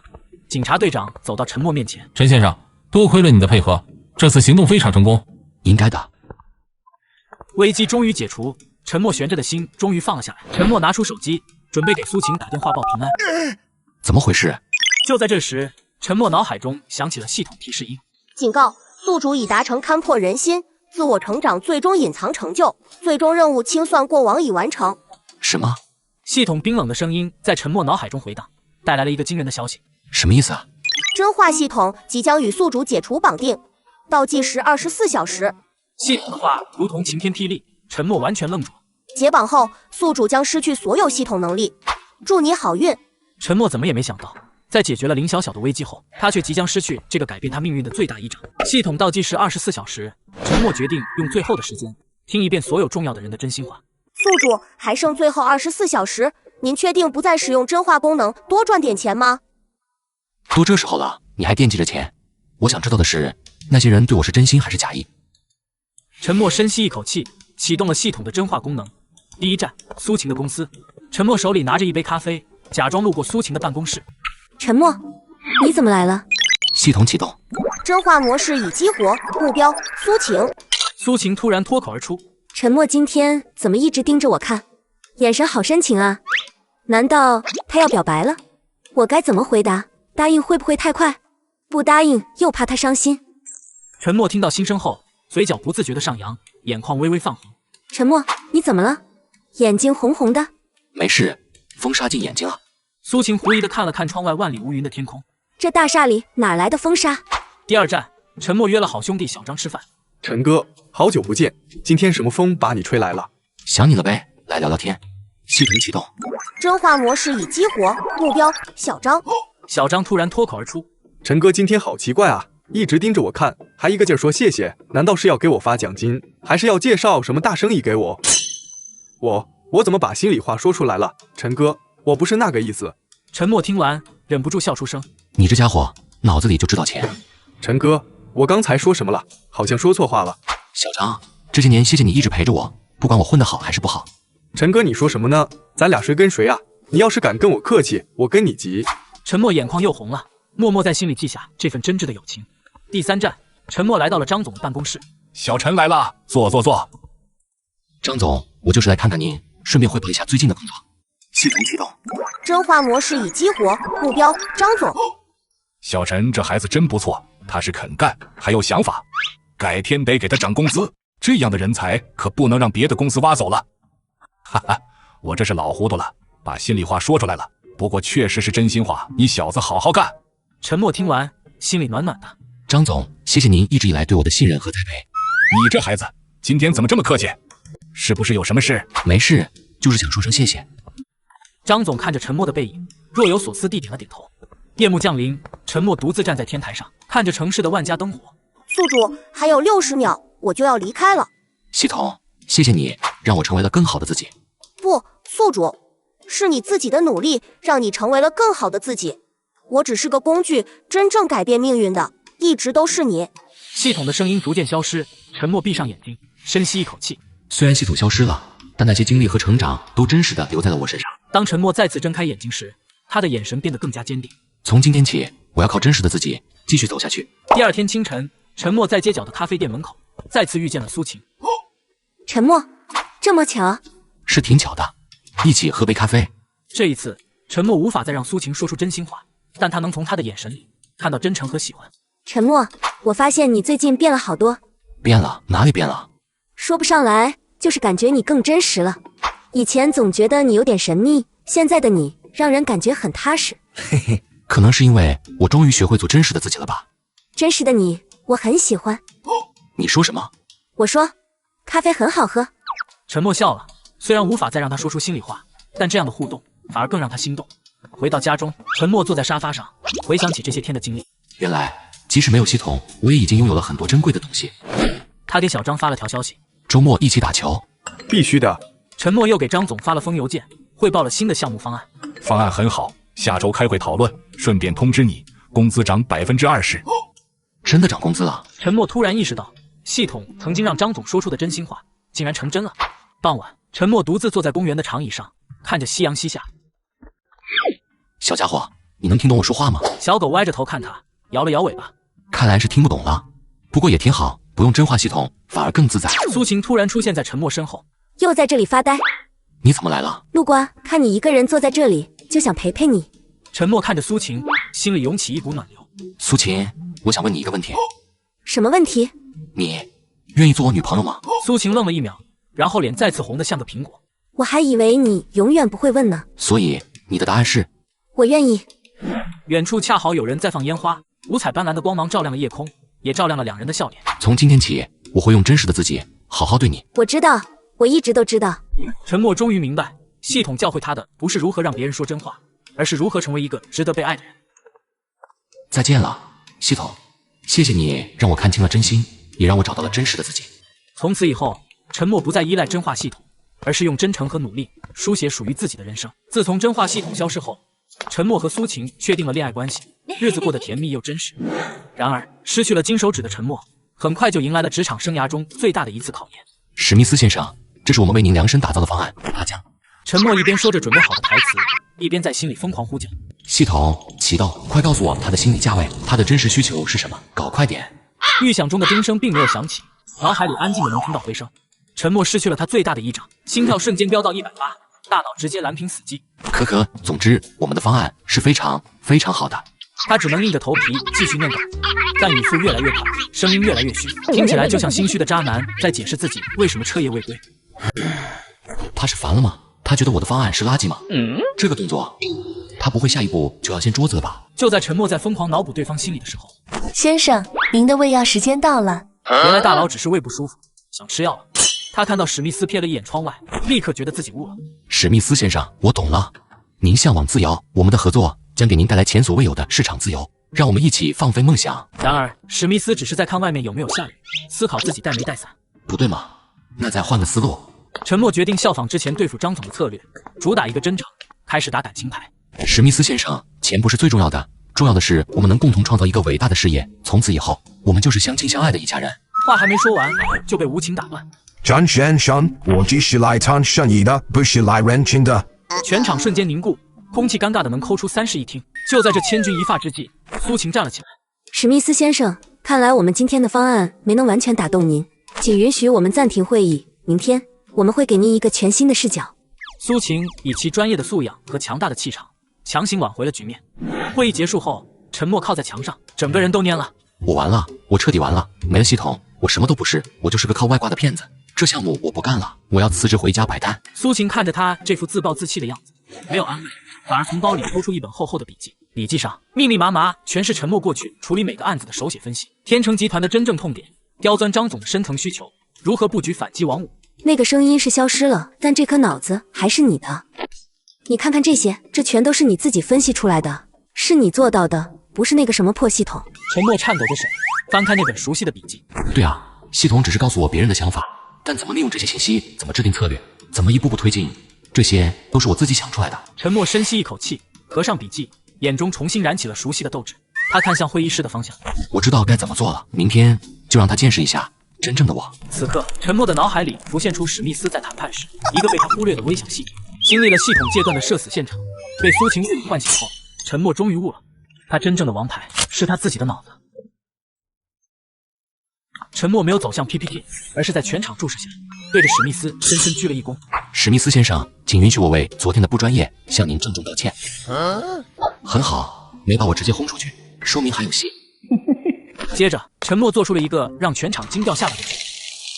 我去，老大疯了，这可是我们熬了7天7夜的成果啊！说撕就撕了，不破不立。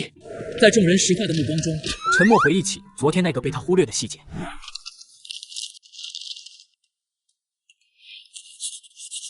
我为您准备了一个全新的方案，这个方案利润将降低30%。此言一出，全场哗然。但我们将全面采用环保性材料，并为您量身打造一套完整的企业社会责任 CSR 公关计划。呵，我没听错吧？为了搞点噱头，放弃30%的利润，陈先生，你这是在做慈善吗？还是准备竞选感动商界10大人物啊？面对同行的疯狂输出，陈默只是微微一笑，他知道鱼儿上钩了。一个品牌的价值不仅在于它能赚多少钱，更在于它在危机面前做出了什么样的选择。史密斯先生，我给您的这个方案，既是抵御风暴的盾牌，也是引领未来的旗帜。我的这句企业正因为环保丑闻濒临破产的边缘，董事会给了我最后一次机会来解决这个烂摊子。真相大白，原来这位霸总不是高冷，而是压力山大，愁得慌。作为谈判者，我不能主动保留我的知名路线，我只能继续挽留，能找到一个真正能看透问题本质的合作伙伴。你比任何人都更懂我想要什么，陈先生，我愿意跟贵公司建立长期稳定的合作关系。半年后，陈默和苏晴的大喜之日。苏晴女士，你是否愿意嫁给你面前的这位陈默先生？无论……就在这最神圣的时刻，诡异的事情发生了。等等，这个声音是……一个温柔的女声清晰的在陈默脑中响起。我愿意，不仅仅因为你优秀，更因为你懂我，爱护我，从始至终。陈默猛地看向苏晴，苏晴正含情脉脉地看着他，脸上带着幸福的微笑，嘴唇根本没有动。不是系统，这是心有灵犀，这就是传说中爱情的力量吗？我太奶了，又被老板骂成狗了，求求了！哪位神仙能赐我个系统爸爸，救救孩子吧！陈默看着他，仿佛看到了几年前的自己。他微微一笑，走了过去。外挂只是新手教程，真正的强者是你自己。年轻人震惊的回头，陈默已经汇入人流，只留下一个穿着风衣、帅到掉渣的背影，深藏功与名。5年后，陈默已是商界教父。然而，新锐 CEO 赵括携真言 AI 横空出世，公然叫板。我的阵眼 AI 测谎率高达99.9%，这是科技的胜利，是数据的时代。台下掌声雷动，投资人与此同时，另一块屏幕上，财经主持人正恭敬地称呼陈默为行走的测谎仪。陈默先生5年来帮助上百家企业化解诚信危机，堪称商业传奇。他的判断从未失误，业界称其为商业诚信的守护神。赵括指向屏幕里陈默的影像，轻蔑一笑。至于陈默先生，不过是经验主义的糟粕，在数据面前，人类直觉一文不值。这番话如同一颗重磅炸弹，瞬间引爆舆论场。AI 宣战陈默的话题瞬间引爆全网。陈默家中，他正悠闲地给女儿陈念削苹果。爸爸，苹果要削成兔子形状的。好，马上就好。这个赵括太嚣张了，你真不回应？跳梁小丑何必理会？苏晴看着手机上铺天盖地的新闻，眉头紧锁。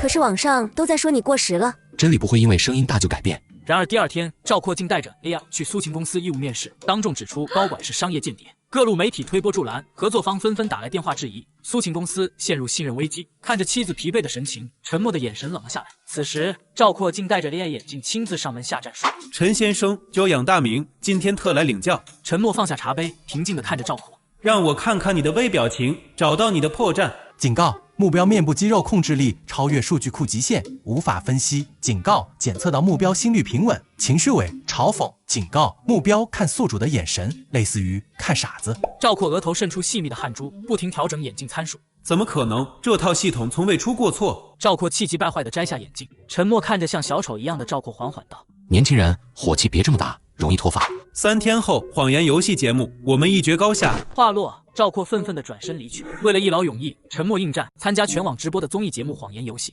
节目现场气氛紧张，主持人兴奋道：“欢迎2位测谎界的传奇人物，本场直播观看人数已破3亿。”这场对决被称为新神与旧神之战，全球目光聚焦于此。前9轮，赵括依靠 AI 秒出答案，陈默则不疾不徐，两人战成9比9平。每一轮的结果公布都引发弹幕狂潮。陈先生，你为什么这么慢？听人说话是一种尊重。此话一出，弹幕狂刷，格局打开了。装腔作势，最后一轮见分晓。好的，现在进入最关键的第10轮。最后一轮，一个穿着公主裙、化名小月的5岁小女孩被牵上台。赵括自信满满的启动 AI 扫描，准备迎接胜利。突然，他脸上的笑容僵住，只见 AI 眼镜镜片上所有数据流瞬间变成一片乱码和红色感叹号。你女儿她到底是什么人？观众席上，所有人都屏住呼吸，等待着这场终极对决的结果。主持人强作镇定询问道：“现在公布决胜局题目，小月，请问你觉得爸爸爱你吗？”爸爸最爱我啦，虽然他总是加班不陪我，还偷偷吃我的巧克力，但我知道他是保护我的超人。此时刺耳的警报突然响起，判定谎言。赵括猛地沉默，哈哈 ，AI 判定他在撒谎。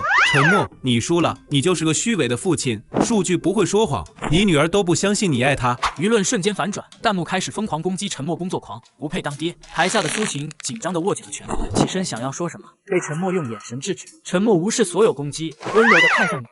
念念，能告诉叔叔为什么机器说你在撒谎吗？因为爸爸不是超人呀，他只是个普通人，他也会累，也会生病。我说他是超人，是善意的谎言，是想让他听了开心一点。老师说，让别人开心的谎言是世界上最美的话。判定真话。陈默面对所有镜头，缓缓道：“机器只能测出事实的真假，却永远测不出善意的温度。这就是人与机器最大的区别。”全场寂静，随即爆发出有弹幕风向逆转，全在刷泪目了。这才是真正的格局，这才是人性最宝贵的东西啊！悖论错误，核心算法崩溃，启动宿主真心话自爆模式。完了完了，这破软件的核心算法是抄袭的，要被看穿了怎么办？宿主心率飙升至180。情绪为极度恐惧，正在调取宿主近期云端搜索记录。如何假装自己是海归天才？陈默为什么那么帅？还有头发，直发哪家强？商业欺诈罪判几年？听着烟眼的声音，全场观众爆发出公平。闭嘴！你这个人工智障，快闭嘴！我命令你关机，关机！检测到宿主正在发出无效指令，继续播报。赵括捂着眼睛在台上乱窜，宛如一只被踩了尾巴的鸡，最后干脆把眼镜扔到地上，用脚踩碎。闹剧最终以赵括因涉嫌商业欺诈和窃取商业机密被警察带走收场。陈默一家3口在后台团聚，气氛温馨。我就知道没人能赢过你和你女儿的组合，我家念念可是最厉害的小帮手。今晚爸爸请你吃大餐，想吃什么都可以。我要吃冰淇淋。一切尘埃落定，然而最深的恐惧才刚刚开始。陈念突然凑到陈默耳边，用一种与年龄不符、极其冷静的语气说话：“爸爸，刚才那个 AI 太笨了，如果是系统叔叔，绝不会犯这种低级错误。”陈默脸上的笑容瞬间凝固。女儿怎么会知道系统的存在？上一秒，陈默还在为挫败对手而高兴，下一秒，女儿一句悄悄话让他如坠冰窟。系统，你夺舍了我女儿，快放开她！不可能，系统明明已经离开了，为什么念念会知道她的存在？陈念看着爸爸煞白的脸，突然笑出声。骗你的啦，爸爸你好笨哦。念，你怎么知道系统的？苏晴走过来，挽住陈默的手臂。是我告诉他的。妈妈说，系统叔叔是爸爸最好的朋友。我告诉他，系统朋友为了让你成为更好的爸爸，完成使命后就离开了。这样念念就能理解爸爸的成长有多不容易。陈默眼眶湿润，看着妻子和女儿。谢谢你把我最狼狈的样子也讲得这么美好。因为在我眼里，你一直都很美好啊。这一刻，陈默心中最后的疙瘩彻底解开，他赢得了比任何商业帝国都珍贵的宝藏。10年后，陈默和苏晴正在爱琴海度假，而他们的女儿陈念已是家族企业的掌舵人。长大成人的陈念气场全开，对面坐着一个油滑的商人。嘿嘿，小丫头片子，这份假合同肯定能骗过他，白赚3个亿。陈总，您看这份合同，条件相当优厚啊。是吗？就在此时，陈念的脑海里响起了一个奇特的声音：检测到宿主血脉基因吻合度100%，真化系统2.0已激活。新手任务：揭穿眼前的谎言。陈念嘴角上扬，露出和陈默同款的腹黑笑容，但他没有立刻使用系统。王总，这是你公司去年因合同欺诈被起诉的法院判决书，你觉得我们公司法务部是摆设？陈总，这里面肯定有误会。保安送客。随着2名保安的走来，老狐狸瞬间面如死灰。老爸说的对，外挂只是辅助，不过嘛。定检测到关联人物陈默历史高能社死瞬间，是否查看误听隔壁工位大姐想放屁事件详情？听着系统爆出的大瓜，陈念强忍笑意，肩膀微微颤抖。来，系统快给我好好说道我爸当年的糗事。定还有陈默在电梯里尬舞，陈默被苏晴抓包偷吃零食等精彩瞬间。与此同时，爱琴海沙滩上，陈默打了个大喷嚏。奇怪，谁在背后说我帅？肯定是你女儿在想你。那必须的，我可是念念心中的超级英雄。超级社死英雄吧。总裁办公室里，陈念看着窗外的都市，真诚是这世上唯一的必杀技。